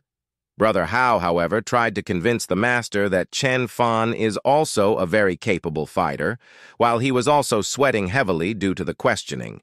"This enemy is very powerful. He can't be dealt with by an ordinary kid," shouted the so-called master. "Oh, why?" Then the so-called master just responded to him by first sitting down calmly and drinking his tea. He continued to answer the question. "I wonder if you have heard about inner strength fighters?" "Inner strength fighters?" asked Biao, who seemed to know what the so-called master was talking about, as his voice was trembling a bit. The so-called master then interjected, "If he did not have inner strength, how could he have broken your arm with a single punch? His strength has exceeded the limits of human bodies." The bodyguard Biao then remembered something by telling a story that when he was learning the fist position, he heard that there was rarely one inner strength fighter out of 10,000 students. Someone like that can kill you before you are even able to shoot a gun. "Isn't that a bit of an exaggeration?" exclaimed Brother Hao. But the so-called master, wanting to demonstrate something, he told them to look carefully, as he then placed his hand on the table and then released some of his internal energy, which left a heavily rooted handprint on the table, which led Brother Hao to ask if he was using inner strength. Also, the bodyguard Biao was wondering what would have happened if he was to use that on a human body instead, as it would have caused an incredible amount of damage. However, our boy, as always being the supreme being he was naturally not impressed by the performance, as it was boring for him as the punch he gave to the old willow after establishing his foundation. That day was much better than what was shown. "I dare that guy to mess with me while I have Master Guo at my side," said Brother Hao happily, as he had to do some bootlicking service. He then continued to say that Lin Bao, who was the enemy of the bootlicking Brother Hao. Last time we were at the part where Brother Hao was busy with his bootlicking service, as he was telling us about his enemy Lin Bao, who fought with him for turf years ago but then lost and ran away. But he did not expect that he would return with kung fu skills.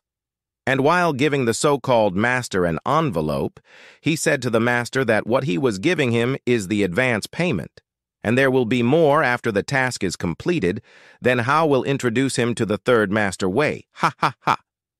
"That is so kind of you," replied Master Guo, as Chen Fan meanwhile was thinking to himself that getting acquainted with the Wei family is what matters most to Brother Hao. After all that, they then headed to the meeting spot, as the ever-so-arrogant Master Guo told Chen Fan that no matter how good he is at fighting, he cannot resist the punch of an inner strength master, after hearing that Brother Hao was also now a bit worried, as he was looking for confirmation to our MC. However, our boy just replied that he had the responsibility to protect Brother Hao now, and the matter ended there. "The inner strength, power, and other things are just an exaggeration," said our boy Chen. "Boy, you are very ignorant and arrogant. If you come with us, prepare to die," stated by the so-called master. After some time, one of Brother Hao's subordinates came with some news, while our boy was thinking that at least Brother Hao was not a fool for hiring multiple fighters. At the other hand, Brother Hao was trying to satisfy the so-called Master Guo by telling him to first rest as to build up strength and energy. However, the so-called master informed everyone that the enemy was coming, and with the infiltration of the enemy bodies were scattered all around him, leaving them in a puddle of blood in his path, causing a big commotion and not believing it. Brother Hao stated that there were a dozen of his bodyguards outside, so there was no need to worry. However, before he could finish what he was saying, the leftover men came running inside, screaming in fear for the powerful enemy outside, and witnessing the spectacle, Brother Hao worried a little bit, saying that he really underestimated Lin Bao. We are then shown the enemy Lin Bao, who was a red-haired guy with some cool-looking clothing. He then uttered, "Why, Brother Hao, aren't you happy to see an old friend?" He then entered the building with the confidence of a king, and how he remembered the scar and bullet wound he gave him that year, as they are, still there. "I dare not forget that moment," he said, while touching his scar, and then continued, "I desperately practiced martial arts this year, just for this moment today." Feeling scared, the guy Brother Hao tried to play it cool and gathered courage to tell the guy Lin Bao that he should not think that he can do anything he wants just because he has cultivated inner strength. And hearing that the guy Lin Bao was a little surprised, "Oh, you know about inner strength. Then why don't you give up struggling?" asked Lin Bao. However, the ever-so-arrogant Master Guo intervened in the matter and introduced himself. "I am the owner of Wei Sheng Kung Fu School, Guo Wei of Xingquan. May I know who your master is?" But his words were not really appreciated by the guy Lin Bao. "Cut the crap. My master lives abroad. Come and your death will be swift." "Humph, you have gone too far. replied the so-called Master Guo as he positioned himself in a fighting pose to begin his attack, and so he did. However, his attack was swiftly dodged by Lin Bao and the other strikes that was sent in his way, creating after images due to the speed of their movements, unable to be perceived from the naked eye, causing Brother Hao to exclaim in surprise at the power of inner strength fighting, and to himself he was also thinking that Master Guo had better win, as he is afraid he won't get to see tomorrow. The battle between the two then halted, and the so-called master found himself backtracking due to being overwhelmed. With visible damage caused by Lin Bao, and the so-called master, while blood was trickling down his lips and sweating heavily, finally spoke up, "I didn't expect Lin Bao would have entered the final stage of inner strength. I truly underestimated you." However, the guy Lin Bao became even more arrogant and said, "How could a frog at the bottom of the well know the vastness of the world?" and began his story. "I was very lucky to become a disciple of a master of martial arts. I served as a mercenary overseas, risking my life for years, and that is why I entered the final stage of inner strength so fast." "Disciple of a master?" asked the so-called master in a worried manner. "No wonder I lost, since it is a good reason." And hearing that Brother Hao really began panicking this time, as he was feeling the pressure, and since his job was not done yet, Brother Hao began his work and did what he did best, which was bootlicking as pleaded for his life at his enemy. "Brother Lin, now that you are back with wonderful kung fu skills, it is a great time for you to show your capabilities. Let's divide Chuzhou equally, shall we?" he asked nervously. And the guy, Lin Bao, coming ever so closer, began to laugh. "Ha ha ha.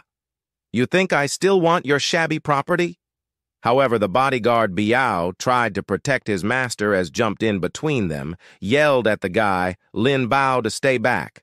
However, to the enemy's eyes, Biao just seemed like an ant, as he just swatted him aside, sent him flying across the room, and as if wanting to scare Brother Hao even more, he placed his hand on his shoulder, which did its job, then told Brother Hao that he has more territory abroad than he does here, then began to tease Brother Hao once more, saying that he is just an ignorant frog at the bottom of the well.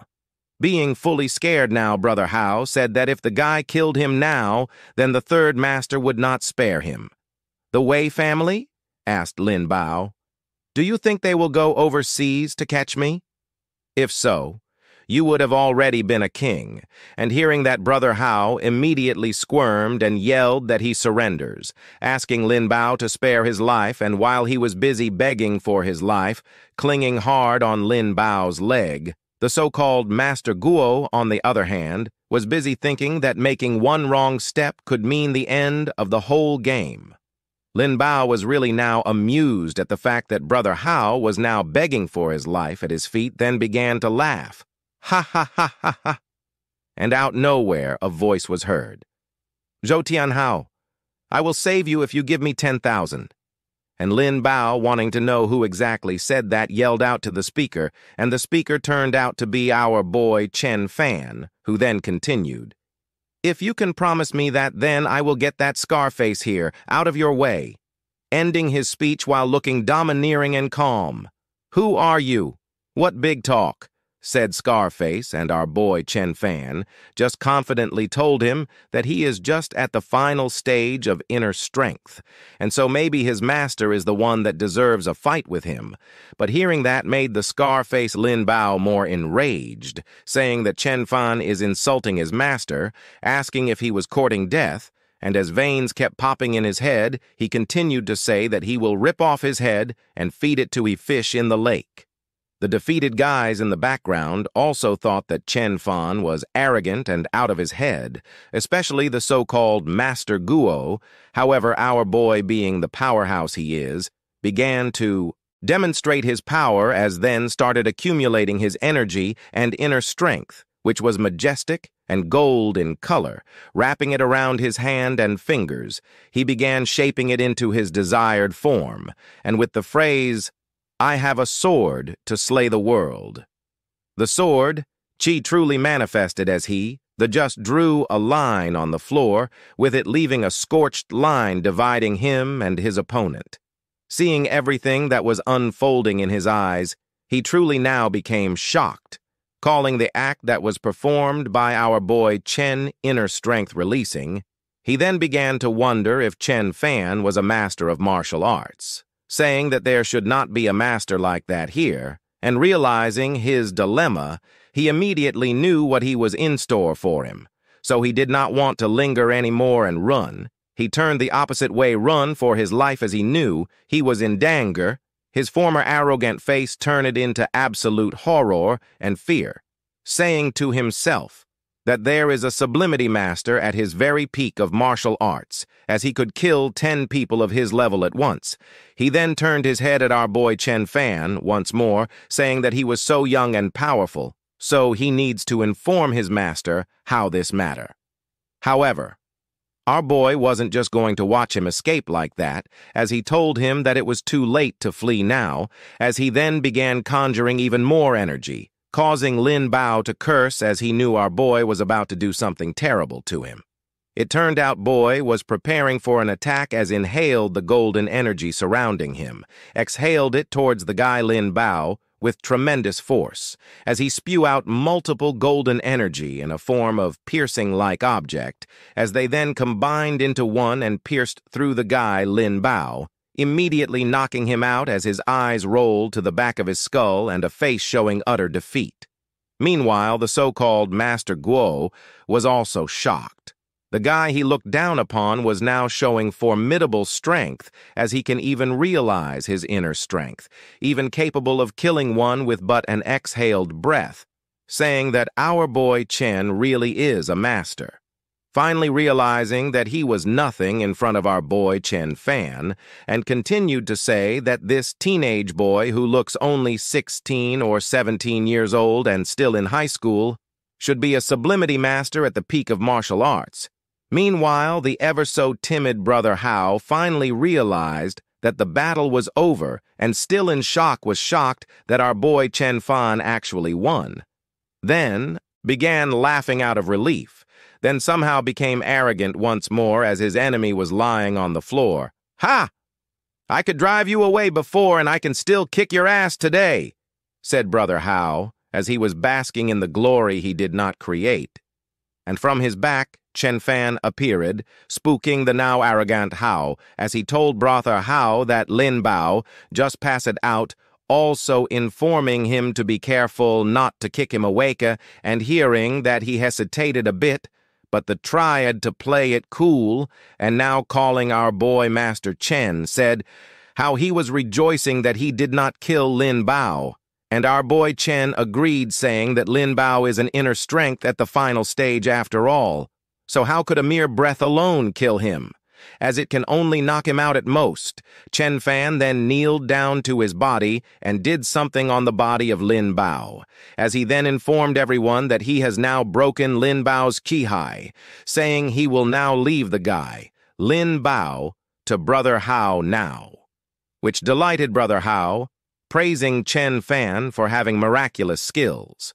The arrogant so-called Master Guo was now not so arrogant anymore, as he was also praising Chen Fan, calling him a great master, then continued saying that breaking the guy Lin Bao's Qihai can prevent him from using his inner strength. Our boy Chen Fan then explained that he used an exclusive technique to block some of his acupoints to disperse his inner strength, so that the inner strength cannot be gathered. "The acupoint pointing skill?" asked the so-called Master Guo, a real master indeed. Chen Fan then outstretched his hand and asked for the 10 million that was promised to him, since the job was now done. Brother Hao then smiled with joy, saying that it was no problem at all, and in fact he will even double it to 20 million, so immediately when he gets back, he shall send it, while also rejoicing in his heart that it's worth any amount of money. The defeated Lin Bao then started talking. "I admit you defeated me today, but if you kill me, my master will definitely avenge me." However, his threats were nothing to our MC, as he was delighted by that fact, saying that he hasn't seen a real master and so he hopes that master won't disappoint him. And as he said that, with so much confidence, even the people around him were impressed, especially Biao, the bold bodyguard. The scene then changes to that same night as per-boy Chen Fan was heading home and at the same time was clutching his chest in pain, as he explained that the technique cost him a third of his true essence, and it was just to frighten Zhou Tianhao. Then came the next day in the morning as the MC was busy meditating, since he really needed to improve his capabilities as soon as possible, and in the next second, he was interrupted by a phone call from the girl Wei Ziqing, which also surprised our boy a bit, since the girl was actually calling him, and as he began to answer the call, the girl on the other side was informing Chen Fan about the auction, and hearing that the MC was really interested, then asked if she was really talking about an auction, which was confirmed by the red-haired girl, and then explained that this auction is actually a cocktail party, and it is held to provide a platform for communicating and expanding social network, while the antiques that are to be auctioned are mostly mysterious things, and what's more, it's said that there will be a mysterious magic equipment to be auctioned, so I think you will be very interested. And hearing the word magic equipment, he was indeed interested, while the girl then agreed. Also explaining that it is said, the magic equipment has the miraculous functions of protecting the household, bringing good luck and blocking. The MC really confirmed that he is indeed interested a little bit, and after agreeing on attending the girl Wei, asked whether she should pick him up. However, in his head, Chen Fan was thinking to himself that if the girl Wei Ziqing picks him up in a luxury car, then he will become the focus of attention in the school once more. So with that in his mind, he obviously refused. But she did not really mind, as she gave him the address as he will get there himself. They both mutually agreed, and in case the girl told him that he could use her name to enter the auction. We are then taken to the school as the class monitor was still sucking up to the guy named Sai by telling him that they should go to the auction for relaxation, as for him to forget about recent matters, and the other guys around him also agreed, as one had some invitation to the cocktail party. It's a high-end party held by the Fangsheng International, the most top-level company in Chuzhou, said the girl, and the guy Ji also agreed, saying that there will be mysterious antiques to be auctioned, and the now gloomy guy, C, agreed. On the day of the auction, at the auction house, Chen Fan was a bit astonished the moment he got there, as it appeared that there were quite a few rich people in Chuzhou. As there were many luxurious cars around and coming closer to the entrance of the auction, Chen Fan just informed the doorman who stopped him for invitation that he came here and was invited by Wei Ziqing, who said to give her name when entering, and the doorman did not bother any further as he allowed for him to enter, since he was already informed about the matter, since he is the friend of the Miss Wei. As soon as he entered the cocktail party, everyone's eyes were on him, wondering who exactly the guy was, as they began to gossip, saying that our boy was improperly dressed, another saying that they did not know whose child he is, so they must not offend him for now. While wandering around Chen Fan was that the auction has not begun yet. Also, the girl Wei Ziqing is not here yet, so since he had a lot of free time, he began heading to the food stall at the table, thinking to himself that he is still immortal and so he needs to eat, so he should get something good to eat first, since he was not busy. And while in the process of choosing some food, someone from behind called his name out from behind, and hearing a familiar voice, he turned his head to be greeted by the waifu Shu Rongfei, making our boy Chen Fan wonder what was her purpose of being there, as he did not expect it. She then replied that she came there with Meng Meng, as they heard that there would be many mysterious auction items, so they came there to have a look, then asked the MC in turn who he came with, also asking if he wanted to buy something too. However, the conversation was interrupted by the ever-so-arrogant tone that was also familiar, as the voice asked, buying with what money, And the voice, of course, came from Ranran, who continued to say that he cannot even afford a lobster dinner, let alone to bid for anything. And our boy Chen Fan sarcastically said that she was indeed right, as he does not have money to bid for anything and only came there just to eat the food, as it is not bad and the desserts are very good, joking about whether they wanted to try, which amused our waifu as she was smiling from listening to him, while Ranran, on the other hand, was bitter as always. The scene of them together caused a commotion, getting people's attention as they became even more curious about our boy's identity since he had high-end girls surrounding him. "Who on earth is that guy?" They said, "So close. Isn't he Shu Rongfei's boyfriend? No idea. He is not from our circle. He is a student from Ivy International High School and comes from Sichuan County. He is reputedly very good at Kung Fu. Really, how come? A guy from out of our circle dares to pick up beautiful girls here?" Meanwhile, outside the auction house, a guy named Chu arrived, and in his arrival, the only thing he was asking about was Shu Rongfei, as he asked whether Shu Rongfei will really be attending the auction party, and he was reassured by the butler. Inside, the guy Chu's friends were busy discussing about how if Chu was present at that moment, then he would be definitely teaching our boy a lesson, since he is busy talking with Shu Rongfei. And the other agreed, as the guy Chu once led a group of people to beat on of Shu's admirers so badly that he couldn't walk for 3 months. Their desires came true. I guess as in the next moment, the guy called Chu entered the cocktail party with full confidence and hands in his pockets, imposing a powerful air about him, and one of his blonde friends rejoiced as he thought things were about to get interesting. While our boy Chen Fan was busy making Shu Rongfei laugh and giggle, surely he could have made it clap and jiggle. But it was not to be, as the so-called Guy Chu came along and inserted himself in between them, asking for Shu Rongfei, telling her that he needed to tell her something, and his demeanor worried the girl as she then asked on whether they couldn't just speak where they were. However, the guy Chu was still filled with arrogance as he told my boy and Ranran around Shu to leave them at once as he wanted to have a word, making the bitter girl Ranran nervous. However, our boy Chen was no pushover in the slightest, as he asked him why they should actually listen to him, which caught the guy Chu's attention, turning his head towards him, asking who exactly is speaking, as he just saw our boy folding his arms, showing confidence, as he told him that he is what he think he is. And so what? Hearing everything, the guy Chu had wide grin on his face, then began to say that he had heard of him, that he is good at Kung Fu since he even beat the guy named Sai, and continued to say that he should know that the guy named C's Taekwondo is just a kind of showy dancing performance and nothing more, which our boy Chen Fan agreed to, as he was also saying the same thing while sparring with him, but thinking that Chen was now afraid, the guy Chu turned away from our boy, looking at Shu Rongfei once more, and forcefully told her to come with him as he really wanted to. "Say something to her."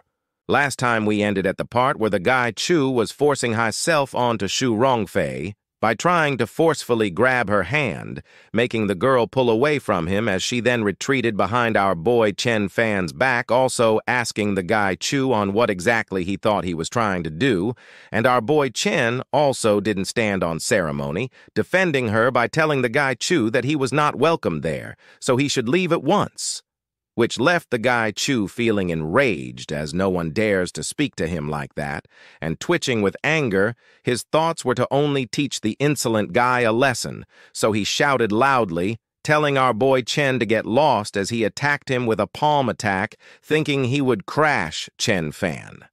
However, as if nothing happened, our boy just stood there and replied for him to get lost instead, and seeing no effects, the guy Chu tried to threaten him with his image. "Boy, you really want to stand against me?" he said. And our boy just replied that, "So what if he does?" The guy Chu did not shut up, though, as began telling him, "Do you know who I am? I've been trained in the Army since I was 12 and was recommended for admission to the military school at the age of 16. I've probably touched more guns than you would ever see. I have fought the most elite special soldiers one-on-one. So what? Said our boy. You dare to touch me? Meanwhile, on the other hand, the guy named G was running towards his boss, the guy named C and the class monitor, as he saw someone that he wanted to inform him about, telling him to guess who he saw, making the guy C wonder also, getting impatient. However, not wanting to delay any longer, the guy named Sa guessed who it was, as he was telling the guy, G, to not tell him that he actually saw Chen Fan or something. But he was right, as the guy, G, confirmed that exactly, saying that Chen Fan and the guy Chu are actually about to fight at that moment while Xu Rongfei and others are there too, which surprised the class monitor, telling them that Chen Fan probably snuck into the party, and now that the guy Chu was there, then he will surely humiliate our boy Chen Fan. Looking forward to the spectacle, they all headed to the way to the commotion, wanting to have a look, and so they went, while the guy Joe was also wondering in his head whether he will finally rid of the grudge by seeing Chen Fan getting embarrassed by others. The commotion that was being caused by the duo actually drew in a large crowd, as everyone was wondering what was going on, and began speculating, isn't that Chu Minghui? Why is he here? This boy is actually going to confront Chu Minghui head-on. Looking at Chu's face, it seems as if he wants to kill Chen Fan. Ran then spoke up, Chu Minghui, this is the cocktail party held by Fangsheng International, not somewhere you can play around. Wherever Xu Rongfei goes is none of your business. However, the arrogant girl Ran was ignored by the guy Chu and spoke with Chen Fan, telling him that he is the first person who has had the nerve to challenge him like this, and so he will let him know the gap between them. Really? That's good then, replied our boy, as they seemed to want to battle one another. However, voice shouted out to halt, stopping them both from any further actions, asking what was happening, and it turned out to be the manager of the party, who was still asking at who dares to mess up the cocktail party of the Fangsheng International. The crowd also did not keep quiet, as they were now talking about how the manager Zhu was coming, thinking that someone will be in trouble now. Fangsheng International has an enormous influence in Chuzhou, wondering what they would do about the matter, as they wanted both Chen Fan and Chu Minghui to get kicked out. I am annoyed at the sight of them, they gossiped. Seeing the manger, the guy Chu gained confidence once more and greeted, Good evening, Manager Zhu, I'm Chu Minghui. He pointed at our boy Chen Fan and informed the manager that he suspects that Chen Fan does not have an invitation and is definitely crashing the party, and so he asked the manager to please kick him out immediately, and hearing everything the manager did not even hesitate to take the orders from the guy Chu. Knowing what might happen, I dare say that he is a fool of manager. Filled with ignorance, the manager went up to our boy Chen Fan, and reaching out his hand, he asked the MC for an invitation. However, our waifu, being a simp for our boy Chen, tried to stand up for him by saying that, why should they show their invitation? Just because of what the guy Chu said, as he himself is not even showing his invitation. The manager then just replied that the guy Chu is the friend of his boss, continuing to say that he doesn't know Chen Fan, as he is the one who wrote all the invitations himself, so he would really like to know who exactly Chen Fan is.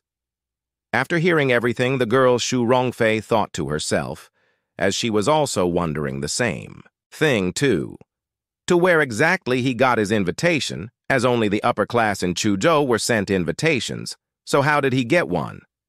The manager then continued, seemingly angry at this point, yelling at Hai to show his invitation if he really has one, and if not, he will call for security. However, our boy, feeling no pressure, just nonchalantly replied that he doesn't pose as one, which naturally made the guy Chu happy, as he was grinning with delight, feeling victory was within his grasp, as he shouted that he was indeed right. And the manager also joined in the shouting competition, asking our boy on how he gained access into the cocktail party if he did not have an invitation. Hearing everything that was going on, even his so-called enemies rejoiced at our boy being humiliated, and the class monitor was looking forward to how poor boy Chen Fan was going to deal with the situation. As she really found everything funny, the guy G was also busy saying that if he is not from their circle, then he must not even think to come at such parties. Otherwise, he will make a fool of himself. While the guy C, on the other hand, was also thinking in rage that his love rival who beat him up at Taekwondo is now really a little thief, sneaking into parties, thinking how disappointing it was. The bitter girl Ran at this moment was feeling angry towards our boy as always, except for our waifu Shu Rongfei, who was worried at this point. Chen Fan then spoke up, saying that he doesn't have an invitation. However, he was indeed invited and continued that if he does not believe him, then the manager can go to the usher and check it out. "Invited?" asked the manager. "Only our boss and his son have the right to invite someone to this party," which made the guy Chen Fan wondering in his head that Wei Ziking is definitely not the boss of Fangsheng International, thinking he was in a pinch now. "Manager Zhu, please," pleaded Shu Rongfei. However, the now bold Mander ignored her plead and called for security, which made the guy Chu grin even more, telling our boy Chen Fan that they were not at the same level, since he get him kicked out of the party with only a single word, asking how boy Chen on what he was going to do about it. Thinking our boy was really defeated now, even the crowd joined in, humiliating our boy Chen as everyone was yelling at him to get out at once. "Get out! Get out here! Get out!" they chanted. Witnessing everything that was occurring, you could see that Chen Fan was really not enjoying what was going on, as his face was shrouded in darkness. His enemies were also delighted by the sight, rejoicing in their momentary victory. Before anything could happen any further, a voice out nowhere pierced through the whole room, with a question of who exactly they are daring to kick out the party, as everyone shattered at the commanding tone, and it turned out to be none other than Wei Ziking, who was indeed looking rather splendid, and her appearance at the cocktail party shocked everyone, as most were admiring her, calling her the princess of the Wei family. Even the bold manager who was opening his mouth earlier was now shocked, making him panic as he began asking on why the girl Wei was there. However, hearing his questioning tone, Wei Ziking got annoyed at his boldness, asking him if she was not the lady of their company, as she then continued to inform everyone that Master Chen is her guest, and they actually dared to try and drive him away, even daring to call the security on him, asking exactly what they thought they were doing. After listening to everything the girl Wei said, the manger indeed knew that he was in deep trouble, as he tried to make excuses for himself, saying to the lady that he did not know that our boy Chen Fan was invited by her.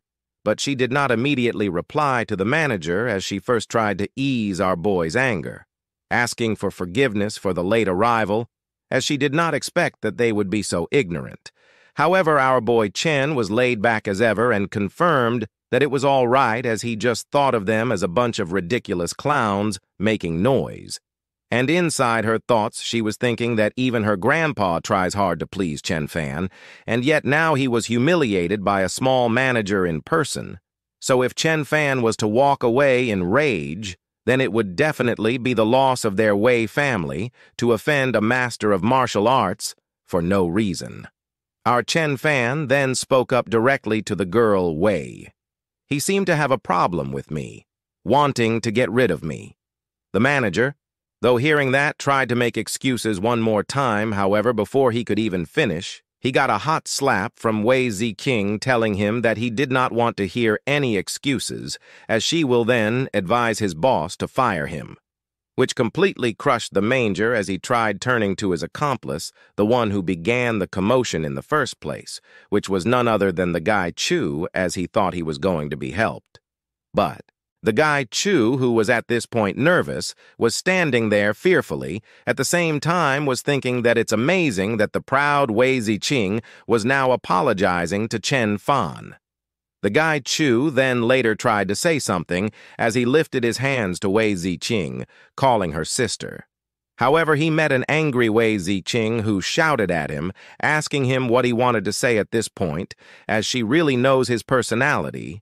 However, the guy Chu at this point was boiling with rage as raised his voice, blaming Chen as he said that it was him who stole his girlfriend first, but yelled at him to shut his mouth, saying that the army has made him even more belligerent, since a gentle person like Chen Fan was upset thanks to him, and continued to say that she will be informing to Uncle about this issue in person, which was the guy Chu's father, leaving him feeling even more defeated at this point.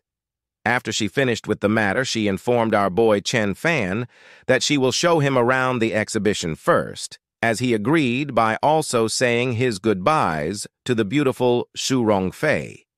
After they had departed, the guy Chu was left behind embarrassed, did not know how to control his rage, and decided to take out on some poor glasses, smashing it on their floor, and stormed out in anger, wondering how Chen Fan got no Wei Ziqing. The people in the background did not also let this moment go as they were talking about how Wei Ziqing's attitude towards Chen Fan is unusual, thinking that maybe he really has some backers or patron. Our waifu Shu Rongfei, on the other hand, was still in a daze, daydreaming about our boy Chen, which was interrupted by the forever bitter Ran by placing his hand on her and told her that he was gone, so she shouldn't just stand there stupidly, as she was also occupied in her head thinking about whether it's really where Chen Fan gets his confidence from, as he was helped by the Wei family, especially the princess of the Wei family of Zhangbei. While Shu Rongfei was also wondering at how many secrets Chen Fan still have in him. The scene then shifts to the duo Chen Fan and Wei Ziqing, as the girl was still trying to apologize to Chen Fan for what happened on behalf of the Fangsheng International, since it's her uncle's company. However, Chen Fan wasn't the slightest affected by everything, and he should be thanking the girl for helping him instead, leaving the Wei Ziqing wondering why a master of martial arts is so tolerant of such things. However, she knew that it could not be that easy, as she felt uneasy about something which prompted her to persuade Chen Fan even more for Chu Minghui, since he was the one who offended him. However, Chen Fan was not willing to just let go that easily, which caused the girl get even more nervous as she knew nothing good was going to come from not resolving the issue, as she turned towards Chen Fan and raised her voice with excitement, pleading even more, asking for forgiveness in his behalf. And Chen Fan reluctantly agreed, however, also said that if the guy Chu does something like that again, then he won't even think twice about sparing his life. And having no choice, the girl just stood there with relief and agreed to the compromise made, and thought to herself that she would have to discipline the guy Chu after everything. We are then shown the person who was going to be their guide through the exhibition hall, who was introduced by the girl as Uncle Lin. The Uncle Lin thanked her, calling her his lady, and began guiding them through the many items stored at the exhibition, as he began explaining that all the antiques exhibited were collected by the third master, Wei, with great care, and they are from all over the world, as we shown a beautiful blue gem, explaining to us that it is the heart of blue sky diamond from South Africa, which they say can bring amazing good luck to the wearer. And the other item was an ancient compass belonging to a feng shui master of the Ming and Qing dynasties, and the jade was found in the tomb of a noble from the Han dynasty, adding that those were all proud collections of the third master Wei. And the girl, also feeling proud, exclaimed, "That's right," and turned back towards our boy Chen Fan, asking him what he thought about the items before him. However, our boy was not even the slightest of being impressed, as he just called them all ordinary antiques, and hearing that the guy Uncle Lin frowned and looked at our boy with squinted eyes, feeling disrespected. "Ordinary antiques?" he thought to himself. "I shall show you some real treasures then." He then announced to the lady Wei Ziking and Chen that there were even greater treasures. He then guided them to the supposed great treasures, and along the way, there was a glowing orb that caught the attention of the girl, Wei Ziking, as she asked the uncle if it is a magic equipment that will be auctioned, to which the uncle agreed to, as he then began his inner monologue, saying, looking at the glowing orb, "Feels like getting inside a whirlpool, and for an ordinary person to look at the item for the first time, they won't be able to wake up from the trance instantly, just like Wei Ziqing did, and with that, he is afraid that Chen Fan is probably lost. However, his mistake was to take our MC for a normal person, because before he could even finish his inner victory, he realized that our boy Chen was not even affected by it, as he was perfectly all right and not even fazed. We are then shown the treasure in its glory, which was shining and dazzling, as the uncle began informing us about it. This treasure bead was worn by a Tibetan living Buddha, and he never took it off. It has the function of adjusting the magnetic field of the human body, condensing feng shui, bringing blessings and exorcising evil spirits. He then continued saying that the boss went to Tibet for it himself, and hearing its description, the girl Wei Ziking even became more excited, thinking that it was extraordinary, making the Uncle Lin to also get filled with pride, and turned to our boy asking him that he seemed to be looking down on Master Wei's collection, which made our boy Chen just nonchalantly respond that the items do seem imposing, but it's not a real magic treasure equipment, which naturally triggered the old guy Uncle Lin about what Chen Fan had said, making him shout, "You insolent boy!" Then show me a real magic equipment. However, our boy Chen explained it to them instead. Magic equipment? A real magic equipment is something that can summon wind, rain, and so on, and the item they are displaying can do nothing but attract people's minds. And not believing what our boy said about magic equipment summoning natural elements, the old guy Uncle Lin told our boy Chen that what he said is nothing but a myth. As for sure, what he said can't be true, making the girl Wei Ziking also eternally agree to the statement the old guy Uncle Lin was saying, as she thought the glowing orb was indeed miraculous to her. However, our boy, being the Chad he is, did not try to explain any further, as he will demonstrate to them something. So he went closer to the glowing orb and made a hand gesture, which then began to suck out the light it was emitting, asking them what the thought about the item now. And seeing what happened, they were both shocked, as there was no light anymore, and girl also, wondering how the weird, attracting force has disappeared, making the old guy Uncle Lin wonder the same. And they did not have to wonder any longer, as Chen Fan explained to them that the item was just collecting spirit energy from its wearers, and now, however, he has just erased the lingering energy. With the explanation, it then dawned on the old guy Uncle Lin that our boy Chen Fan really has some skills and definitely cannot be underestimated. Meanwhile, after he had explained everything, he started looking around for something he could collect himself, and seeing nothing so far, he really thought that he would be going home empty-handed this time around. And immediately after saying that, something seemed to have caught his eye, and witnessing everything, the girl Wei Ziking seemed to be interested in what Chen Fan was looking for exactly, and ahead of them was a small jade rock that was lying under a white cloth. And as they went closer to it after looking at it a bit, the girl Wei Ziqing thought that it was nothing special. And the bead, which was the glowing orb, seemed to be much better to her, but of course our boy Chen Fan did not just pick it for no reason, as he had a wide smile on his face, informing them that he really wanted that jade, so they should name their price. And the girl Wei Ziqing, in thinking that it was really nothing, she told Chen Fan to just take it, if he really liked it that much. And our boy did not hesitate in accepting the free gift out their kindness, and so he really owes them a favor. Meanwhile, the girl Wei Ziqing was busy thinking how Chen Fan was even expressionless when her grandpa gave him the villa, while the piece of plain-looking jade won over his favor, which surprised her, So wanting to know more, she began to ask him if there was anything special about the ancient jade. And our boy Chen Fan just replied that after polishing and forging the jade, then it will be a real treasure of magic power, making the both of them shocked about the fact of hearing the word equipment forging, and seemingly happy now. Our boy Chen Fan wanted to depart since there was nothing more interesting to see there anymore, and so he did. Along the way, he met up with Shu Rongfei and Ranran once more, who asked him if he was back, and he agreed, also caressing Shu Rongfei's hair, thanking her for defending him again, which left her blushing. He then departed the cocktail auction party.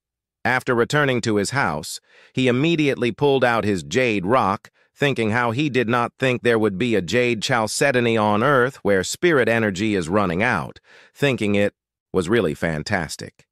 As he then began forging the jade stone, also thinking how it is the first precious material he has found, and so he must use it well as such good luck may not come the next time. The jade then began to emit a bright, foggy light, spreading into multiple beams.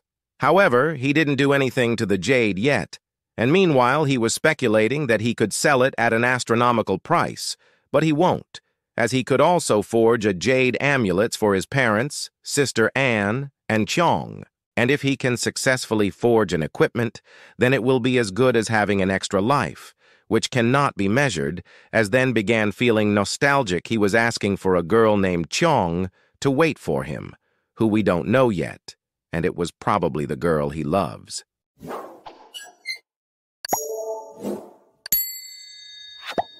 After the nostalgic feelings, he prepared for his task by first sitting on a lotus position, thinking that generally anyone who has not reached the stage of profound opening, he is not able to forge an equipment at the moment. However, Chen Fan is not just anyone. Even though his power is indeed weak now, he can only slowly forge it and engrave secret spells and manage arrays. After some days had passed, we were then taken back to school as our boy's friend Jiang was heading to class. The guy Ji also seemed to pass by him, making Jiang curse to himself as he thought the guy Ji was going to cause him trouble as always. However, nothing happened as the guy Ji just went past him, which surprised Jiang as the guy always bothered him, but this time it seemed that he was avoiding him. But he did not dwell on the matter too much as walked inside the classroom. Jiang saw a sight he thought he would never, seeing the guy named C early in class, studying. As he then began to ask himself why exactly things seemed weird today, not knowing that it was our boy Chen Fan who gained some major credit in the eyes of everyone who belittled him. From the corner of his eyes, he saw a figure of his crush, the class monitor, walking towards him, which naturally made him very wary as the girl also always ordered him around, so he naturally thought she was going to make him carry drinks again. And since he was at a nightclub last night, he really needed to catch up on some sleep. However, he was sorely mistaken, because as soon as she arrived at his desk, the guy Jiang greeted her out of habit first. But he monitor, as always, was not really interested in him, as she asked him where his friend Chen Fan was, as he seemed to absent once more. Also Jiang. Realizing that fact, then also turned to the class monitor, asking her rebelliously if she wanted to mess with him. However, the class monitor denied that fact, saying that she was just worried about him, also asking Jiang if he thought something was wrong with our boy Chen Fan. Shocked to the bones, Jiang exclaimed out loud that unbelievably the girl was worried about him, and the guy's head, he was screaming hard, wondering what exactly happened.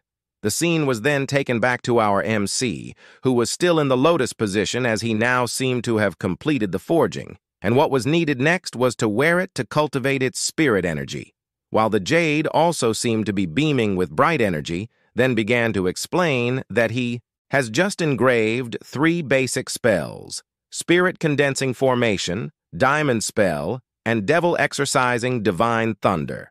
I can make do with it and use it to protect myself.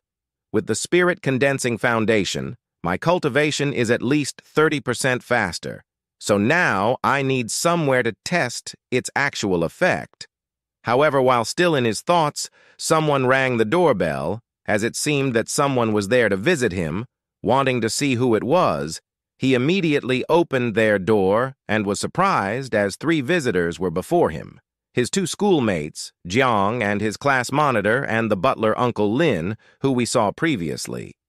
The Uncle Lin then apologized for stopping by uninvited. However, he continued to say that his boss heard about him and looks forward to meeting him, which made our wanting to confirm if his boss he was talking about was the 3rd Master Wei, and hearing about the Wei family. The 2 at the background, Jiang and the class monitor, were definitely surprised, thinking our boy was cool since important people wants to meet him, and it's the 3rd Master Wei at that.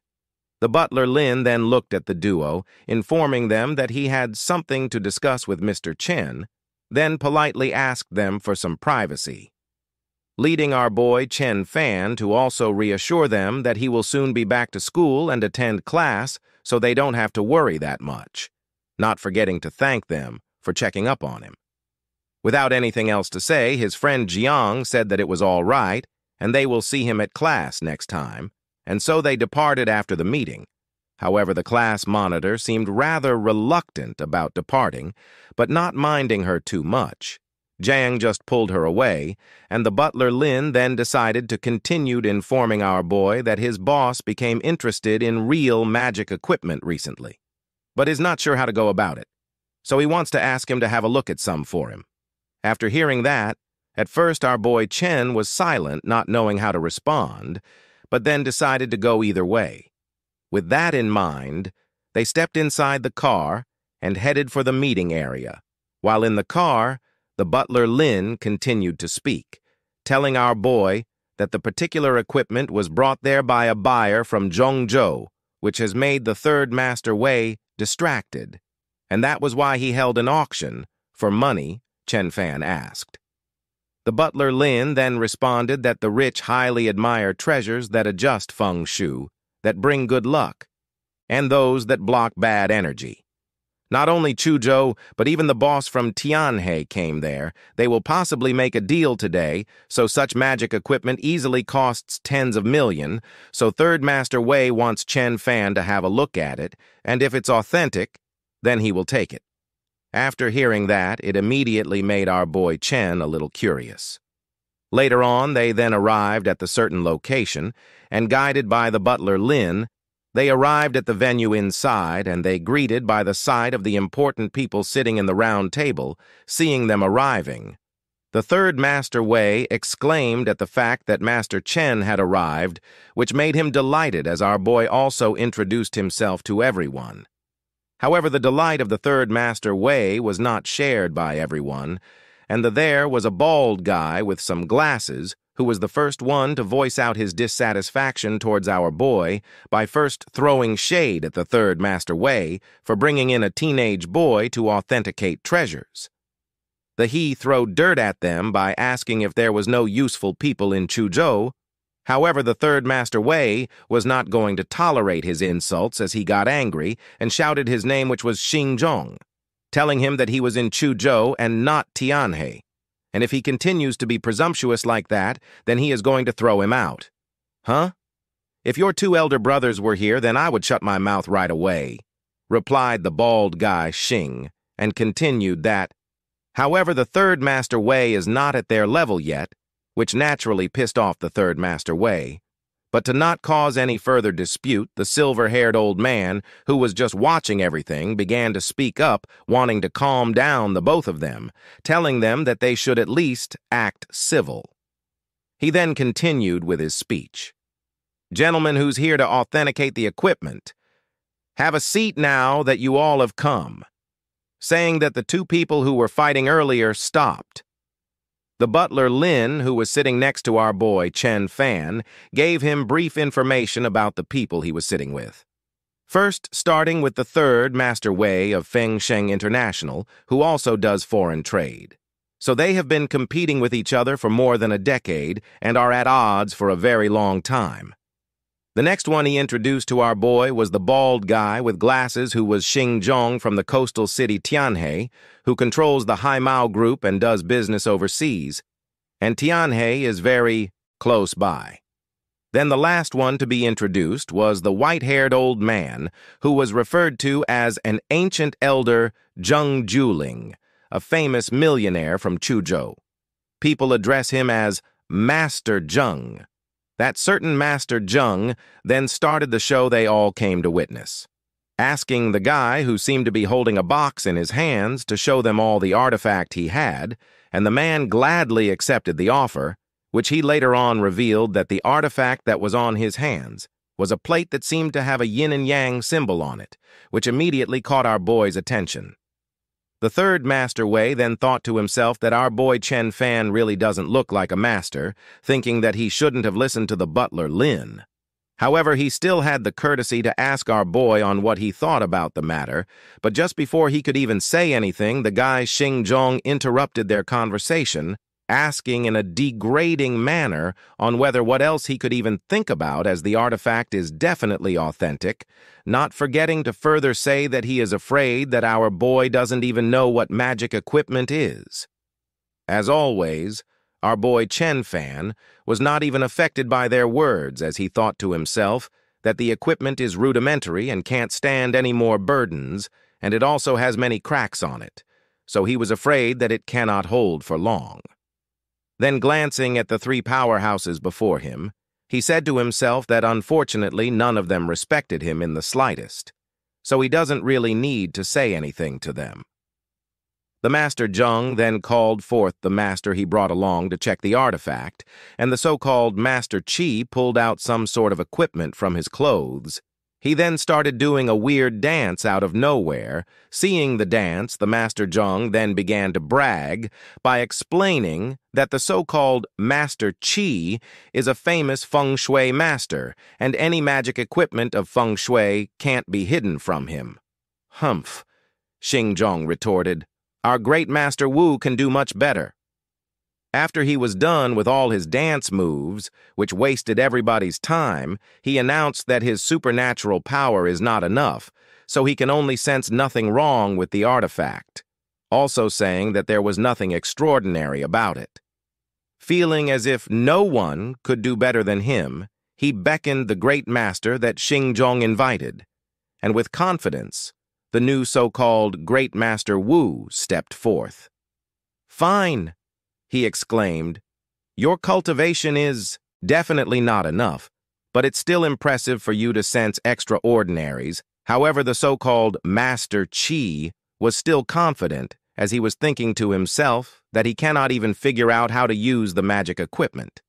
Asking if he could even, the so-called Great Master Wu then raised his two fingers, which began to glow with some blue energy that was surging through him. Those who were around got flustered by the energy, as one exclaimed how the so-called Master Wu's sleeves were moving by themselves without the wind present, asking if he was manipulating the energy around him. The so-called Great Master Wu then shot the beam of energy from his fingers onto the plate before everyone, which later on then began glowing with same energy, and the energy also shot out, creating a gust of cool air, which excited everyone, especially the third master. Wei was at this point making a very greedy face as if to claim it for himself, as he was really happy that a real magic equipment was before him. As if that was the reaction he was expecting, the so-called Great Master Wu smirked greedily. The guy Xing Zhong, trying to show off even more, told everyone how they have now seen a real master at work. Chen Fan then wondered about the so-called Master Wu, that he has some supernatural powers in his body, a level higher than inner strength, though it's not of high quality or large quantity. But there are too many missing parts through his inheritance. Then he confirmed to us that the guy is still not at his level.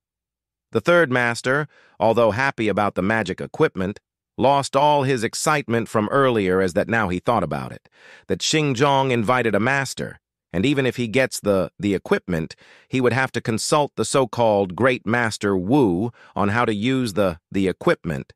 The owner of the set Magic Equipment 10 got up from his seat exclaiming that now that everyone has seen the extraordinary treasure, they should now make offers. However, the guy Xing Zhong was not satisfied with his momentary victory, as he still wanted to show off. He then pointed at our boy as if to challenge him, also humiliating the third master at one go, and asked him what he thought about the magic equipment. The so-called Great Master Wu then began his inner monologue, saying how everyone was overwhelmed by the might of the magic equipment, as it can surely prolong one's life and protect them from diseases. So now, obviously, Xinjiang wants to humiliate the Third Master Wei as he asked the teenage boy to authenticate it, thinking it was truly ridiculous. Xinjiang then continued with his probing, "Great Master Chen, please do what you can and let's see your skills." "You sure?" Chen Fan asked back. "What? This boy really dares to authenticate?" And turning to the so-called Master Wu next to him, he still asked for confirmation on what the master thought about our boy. And as always, they really underestimated him as the so-called master, who just said that our boy was just an ordinary mortal. Not waiting for no ceremony, our boy got up and began his analysis. This plate of 8 diagrams is engraved with 8 different charms, forming a mini-spirit condensing formation. Its function is to build an area filled with spirit energy which nourishes the human body, so the person will become healthy and strong. "Eh? He has some knowledge," someone retorted. "So this is real magic equipment?" asked the Third Master Wei. Our boy then answered, "Basically it, but what? It cannot bear any more burdens. It was overused and is about to break down." "What? Then it cannot be used many times, can it?" Feeling furious, the so-called Great Master Wu began to shout. "Boy, how dare you!" Also cursing at the fact that our boy was a cultivator. The elder Master Zheng then also spoke up. "Mr. Xing, Mr. Gu, what is this all about?"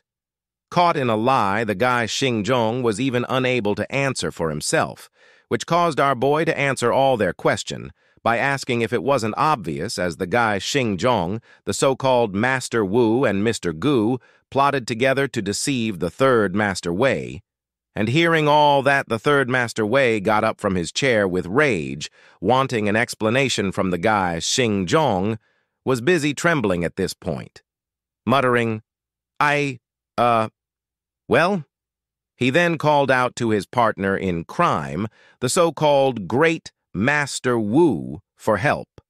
And the so-called Great Master Wu was also thinking to himself how his plan that was foolproof was figured out by a little boy. And then spoke up, "Boy, how dare you undo my work?"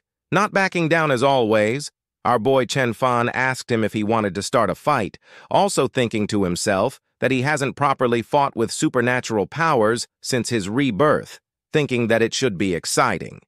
The elder Zheng again shouted, "Woo! This is Chuzhou, not somewhere you can swagger around." And with his signal, 4 bodyguards dressed in black came forth, surrounding him in order to give in the pressure. However, the so-called Great Master Wu at this point was still very calm and continued his speech. "Boy, you ruined my plan. How can I spare you now?" He then took out a silver-plated vase. "You said the plate of 8 diagrams was not a useful magic equipment. What about this?" And opening the silver-plated vase, everyone became very wary, not knowing what to expect from it. "Boy, say hello to my treasure." It turned out that inside the silver vase was black fog that erupted, which later took on a form of ghosts. The guy, Xing Zhong, also trembling in fear, wondered, "Is this ghost mastery?" "It is," he responded. Hearing that everyone around started running away in fear. Seeing that everyone was running away, the so-called Great Master Wu then wondered if our boy wasn't afraid. A teenage boy not afraid of death. Someone, on the other hand, was also thinking that the so-called Great Master Wu is a great man who can control ghosts that they are facing at that moment, and Chen Fan is not even scared, wondering if he was a fool. Afraid? Of your puny ghosts? Ha! Let's see if you'll still say that when you are dying. Controlling the ghosts, the so-called Great Aster. Wu casted the ghosts to our boy, which seemed as if it would swallow him whole. Opening his mouth, he exclaimed how his treasure is nothing but a ghost-keeping pot. He then pulled out his jade protection amulet that he had forged and said how he will show him what a real magic treasure was like, then shouted the word, thunder. And from his words, a massive amount of golden thunder chi surrounded him, then later concentrated on his right hand. Also not forgetting to explain that among all the magic arts in his amulet, the devil exercising divine thunder is the most powerful one, and it is full of rigid and yang energy. It is designed to annihilate all kinds of ghosts and evil energy. Seeing the golden energy erupting from our boy, the ghost energy that was rushing towards our boy suddenly halted in its movement, being wary of the power wielded by our boy Chen. And it was with good reason, as in the next second, our boy casted the golden thunder energy towards the ghost energy, immediately causing great harm to the poor ghost, which later dispersed into thin air. And the divine thunder energy did not just stop at the ghost, but also rushed towards its caster, which was the so-called Great Master Wu, who was now realizing that he was in great danger, and without fail the golden thunder struck him, which immediately burned his hands, turning them into charcoal, which left the so-called Great Master Wu awestruck, wondering if the thunder used your boy was the thunder arts of the Tianxi sect.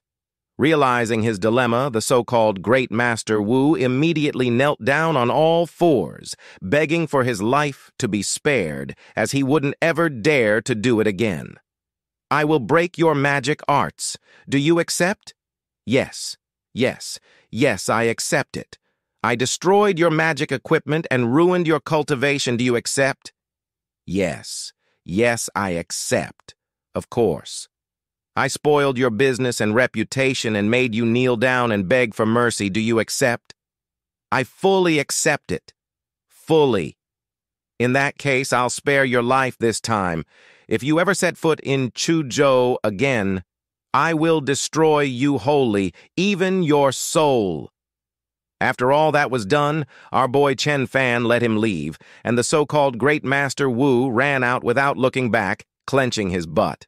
After that, as if nothing had happened, he turned towards the three big shots in the room, and it could be seen that the guy Xing Zhong was really popping his pants, thinking that even the so-called Master Wu knelt down and begged for forgiveness.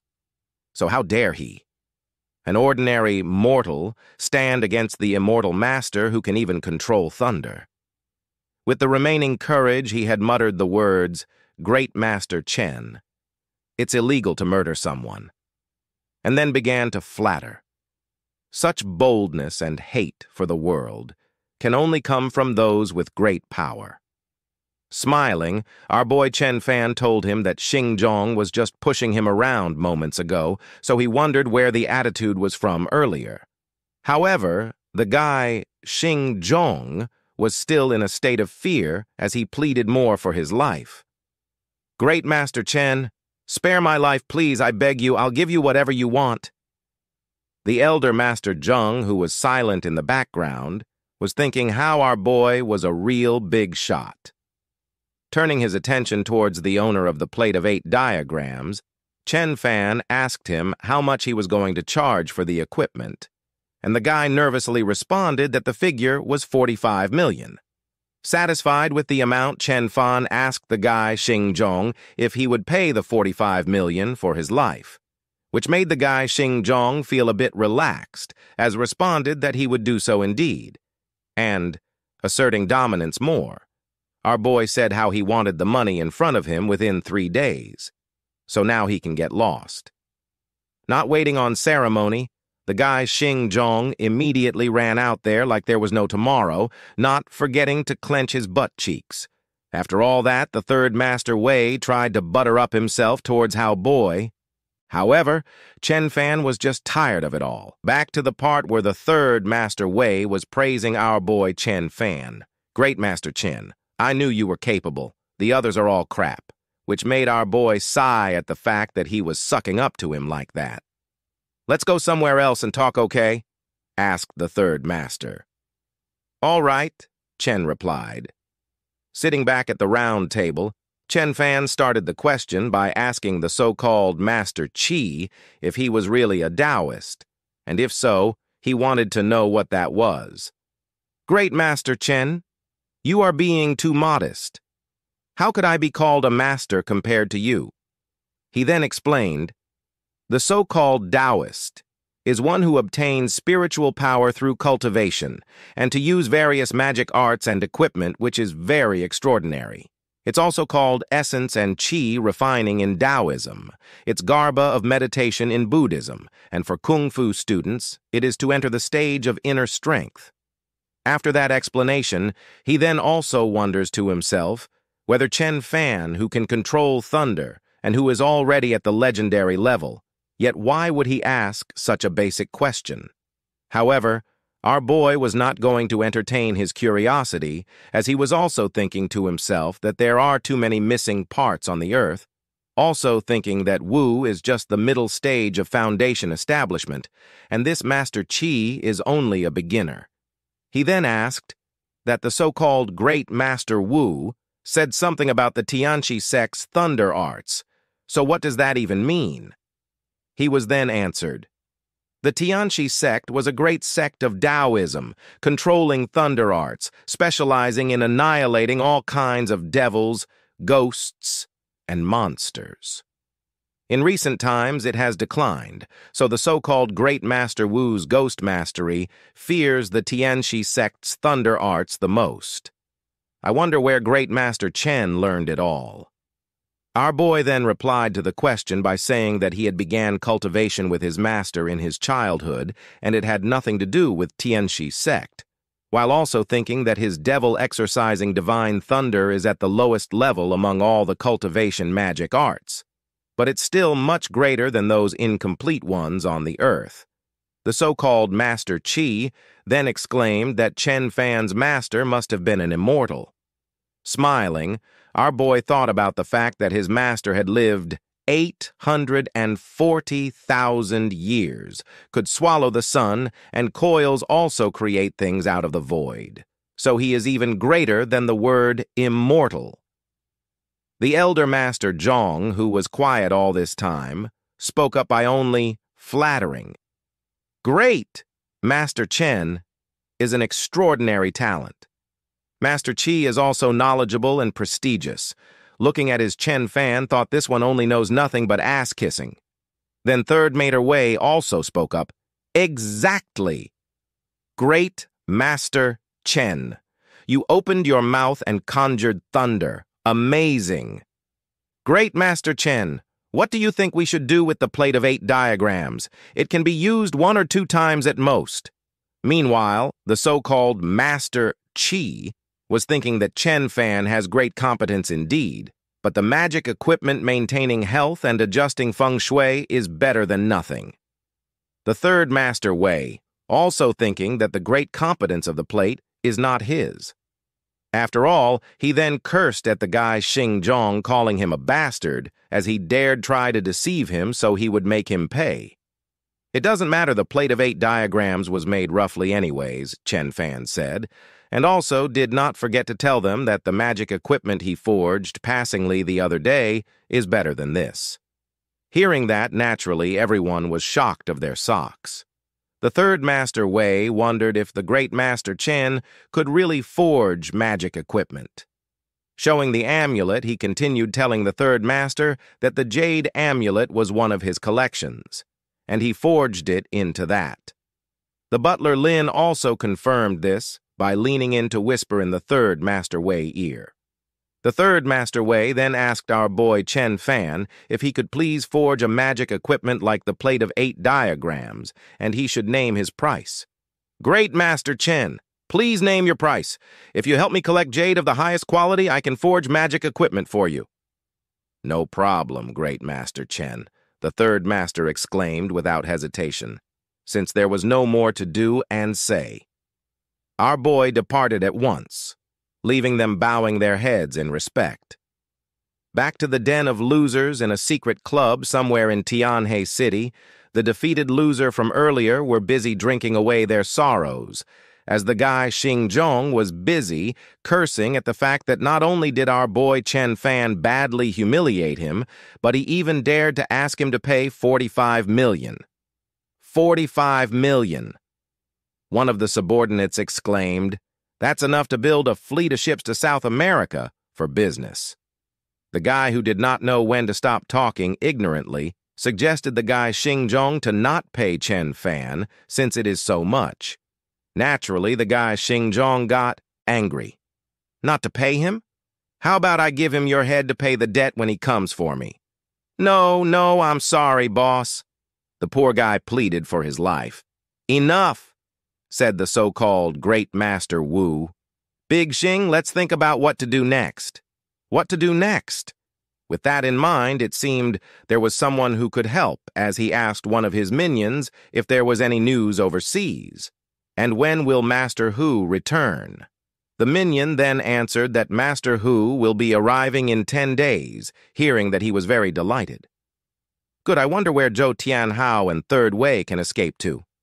With a victory pose, he exclaimed, "Master Hu can at least kill Zhou Tianhao. The third Master Wei will be a sitting duck." Yes, Wei's been relying on the Wei family as well as Zhou Tianhao as he did to become what he is now.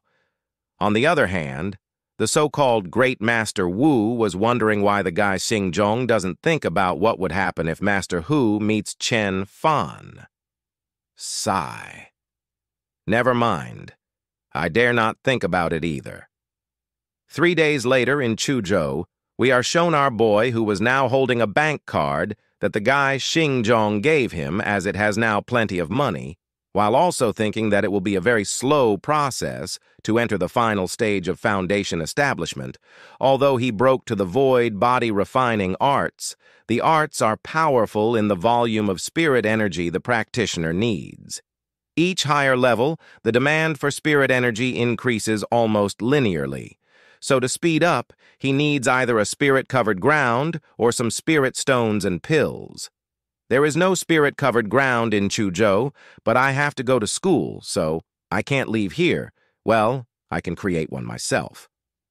On my way to a new location, I kept thinking to myself, many cultivation sects create their own spirit-covered grounds for the disciples to cultivate in. The spirit-covered ground of the Immortal Master of Apex Martial Arts was a gigantic array formed by numerous stars. To build an artificial spirit-covered ground, a densely populated place like the lakeside community cannot do. Luckily, Mr. Wei gave me a villa. So I headed to the big villa I was gifted to and thought to myself, it's located almost on the very top of Yunwu Mountain, and it overlooks the whole mountain and Yangui Lake, imposing and lofty. If I can build a huge magic array and attract all the spirit energy from Yangui Lake and Yanwu Mountain here to make a small spirit-covered ground, there will be enough spirit energy for me until I enter the profound opening stage. This magic array must be able to condense spirit energy and also has to have the function of defense and protection. As for controlling the magic equipment of the array, the Chalcedony amulet will do, but there won't be any protection when I am out. Never mind. I will cross that bridge when I come to it. The magic array matters the most. The procedures are very complicated indeed to forge many small magic equipment and join them together. I then pulled out my phone and called the third Master Wei, who was at this moment very happy to hear from me. However, he did not understand the things I told him, confused about me wanting to build a magic array on top of the Yunwu Mountain, continuing to ask what a magic array was. So I tried to explain it to him that it is like the array of 8 diagram in the book. Romance of the Three Kingdoms. However, the third Master Wei still did not understand, which prompted the so-called Master Qi, who was listening in to grab the phone from the third master, while I was also thinking what a fool the third Master Wei, but for the sake of his network of contacts, he had no choice. After the so-called Master Chi answered, he was also surprised at the fact that I wanted to build a magic array. And I agreed, as I wanted to build a very huge one around the mountaintop villa, also the Yunwu mountain. "A great mountain array?" he asked. "Only those with top-level inheritance of cultivation can complete such huge work, with the use of great effort." I then replied that it was not as he thought, as I only need it to guard the villa and the others are supporting arrays. He then said that even so, to attract spirit energy on Yangui Lake and Yanwu Mountain is as good as creating a new spirit vessel, and he had never heard of such, as nowadays very few have the ability to build arrays. So he asked, who would help me? However, I told him that it was okay, as I will do it myself, which shocked him to hear, as confirmed even further, telling him that I was calling them to buy something for me, as I needed some materials too.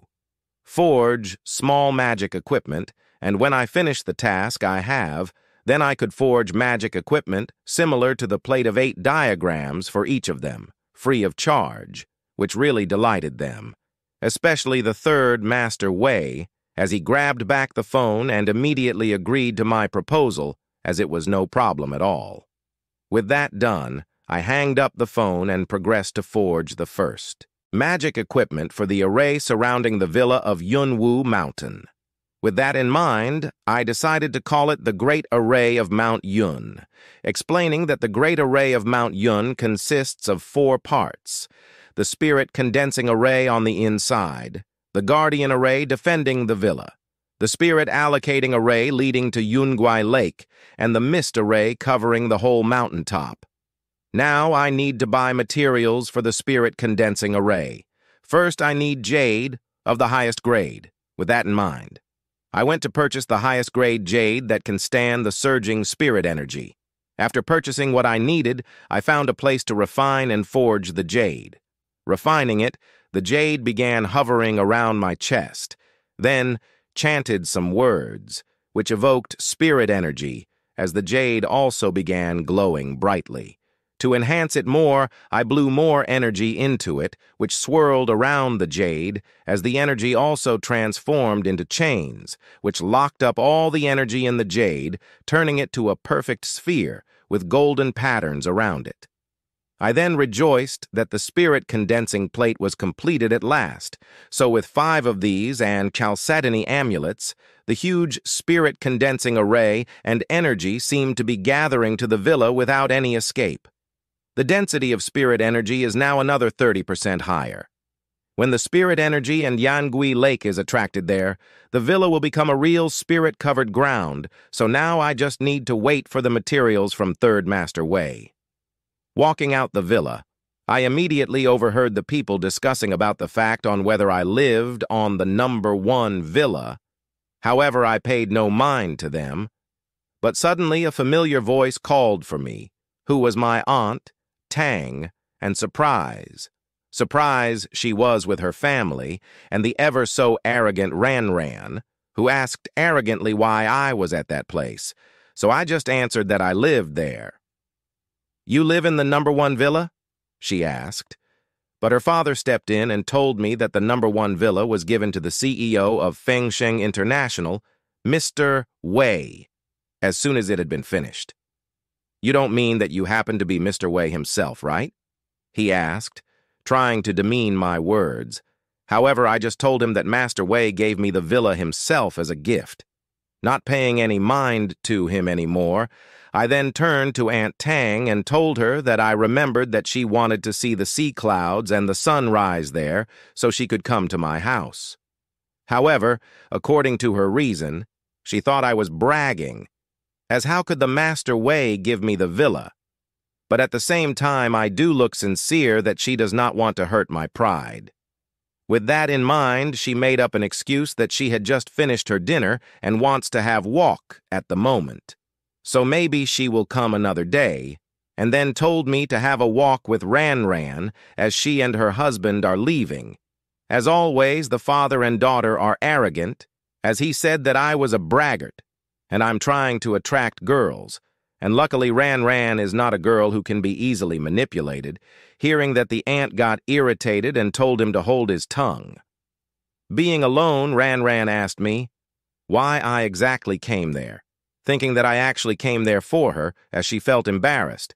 However, I immediately crushed her fantasy by telling her that I actually lived at the #1 villa, and I can take her there if needed, but of course she did not believe in what I was saying, telling me that it was just the both of them there, so there is no need to lie anymore, even though she knows that him and Wei Ziqing are friends. However, so what? A princess like her can make friends with ordinary people, but if the gap between you two is too big, you cannot be real friends. However, I still told her that it had nothing to do with Wei Ziqing, as that is really his house, not wanting to stay there any longer. I immediately turned my back to her and left, telling her it was her choice to believe me or not, which left her in a state of thought. How can I just leave her there like that? Also thinking in her head that I must not think I can rely on Wei Ziqing my whole life. Though it's impossible, she hopes in the deepest part of her heart that I am really a person who can receive a villa from the Master Wei. She then held her chest, thinking that she read in a book that one gets disappointed or mad at someone. Then it means that you really care about them, leading her to wonder if she really cared about Chen Fan. The scene then shifts to nighttime, along the coast of the seas, as one of the men on a boat was addressing Master Hu, informing him that they are very close to the coast, and they might be caught by the coast guards of Huaxia if they go closer. So he offered to drop down the speedboat and drive him there safely. However, the domineering Master Hu had other intentions, as he informed the guy that he was good and he shall go there himself, at the same time stepping onto the railing, which alerted the fellow crewmen as they tried to warn him about the waves being violent and the wind strong in the lake right now at night. So it is very dangerous for a layman to drive the boat to shore. However, their minds were too ignorant, as the Master Hu wasn't even planning to use a boat, as without further ado, the Master Hu jumped off the boat, heading for the turbulent waters, which left the crewmate's mouth agape, as they could do nothing but shout out his name. The scene then shifts to the shore of Xinjiang and the so-called Master Wu, who were waiting for the arrival of Master Hu, as they wondered why the Master Hu hadn't arrived yet, as they had been waiting there for hours. In my opinion, the Hang sect is too unreliable, so no wonder why they were kicked out of the mainland, said by the so-called Master Wu. Call them. They said that the smuggler's ship was now 6 miles away from shore and Master Hu was coming this way by himself. What do you mean? He drives a speedboat? In such a weather, coming himself is risking his life. In such a weather, any common boat will easily sink. Unless driven by an expert, it's too dangerous. And in his mind, the guy, Xinjiang, was praying for Master Hu not to die before they even met. However, they were greatly mistaken, as there was no boat transporting him, and as one of Xinjiang's subordinates pointed out something to them. It was shown in the waters, a huge figure traversing through the lake with top-notch speed as if it were nothing, and the people upon the shore were wondering if it was a speedboat that was heading their way. And why is it so fast? However, as we know, it was no speedboat, but the Master Hu himself, who was running on water, and with some leaps and long stride, he finally landed the shore. Master Hu? Yes, I am. You are Xinjiang? So I have come to the right place. Looking at the so-called Great Master Wu, he was surprised, saying how he did not expect there to be another Taoist master. Sweating heavily, the guy answered, Me either. Master Hu's martial arts skills are almost miraculous. Then thought, since I came to Jiangbei, I've experienced one setback after another. Chen Fan summoned thunder with a word, and now Lin Hu walked across the sea. Both are almost immortal skills. The Master Hu then asked, How did my brother Lin Bao die? Have you found anything out? Xinjiang then answered, He was killed by Zhou Tianhao of Chuzhou. Impossible. Lin Bao's martial arts had been at the final stage of inner strength. How could Zhou Tianhao, a mortal, kill him? Both of them then looked at each other with knowing glances, and Xingzhong answered that there is a man in Chuzhou who can control thunder. It might be possible that it was him who did it. There are still heirs of the thunder arts in Huaxia. I suspect that he is a direct disciple of the Tianxi sect. People call him the Great Master Chen. The Tianxi sect, Great Master Chen? Nothing to my fellow kung fu practitioners. They could kill him as easily as a chicken. Master Hu, are you going to Chuzhou to take revenge on them? He then shook his head. No hurry. In addition to revenge for Lin Bao, I'm going to unify the powers of Jiangbei and make it the bridgehead of the Hong sect. The Hong sect is going into China? Yes, it once entered China in 19 nitras, but unfortunately my master was defeated by Ye Nantian. Now my master has successfully cultivated divine arts. He is going to get back to Huaxia and will fight with Ye. In that case, Master Hu, please wait for a while. There is only half a month left before the annual underground match. Underground match? Xingzhong then explained that it is a grand meeting for the bosses of Jiangbei to solve problems and decide the balance of power. Zhou Tianhao will be there for sure. We just released the news that there will be many experts and masters in this match. Zhou Tianhao will surely bring Great Master Chen there. Hearing that Master Hu was pleased and made the deal. Great, then you will kill Great Master Chen in public at the match. Jiangbei will be yours then. The scene then shifts back to school, as we are shown our waifu Shu Rongfei, looking for someone in another class. And the people who saw her were surprised at her sneaking around, and they began asking Shu Rongfei, "Who are you looking for? Looking for Si Yinggia?" No. I'm looking for Chen Fan, hearing that the students made some excited noises. As our boy was in sight of our waifu, she approached from the back, and while blushing told me that she has a birthday party coming up next week, asking if could show up. Your birthday party? Of course I will, I responded while patting her head, and told her that she was like a little sister to me. She of course did not seem pleased at the fact that I just thought of her as just a little sister. However, without dwelling on it further, she just happily departed, not forgetting to inform me that I must not forget as it's in 7 days. Saturday night, so I must not forget. On the other hand, I was thinking to myself that I have been busy building magic arrays on the mountain, so I am exhausted. Well, I do hope you enjoyed the video. To find out more, be sure to subscribe and like for more. Until next time.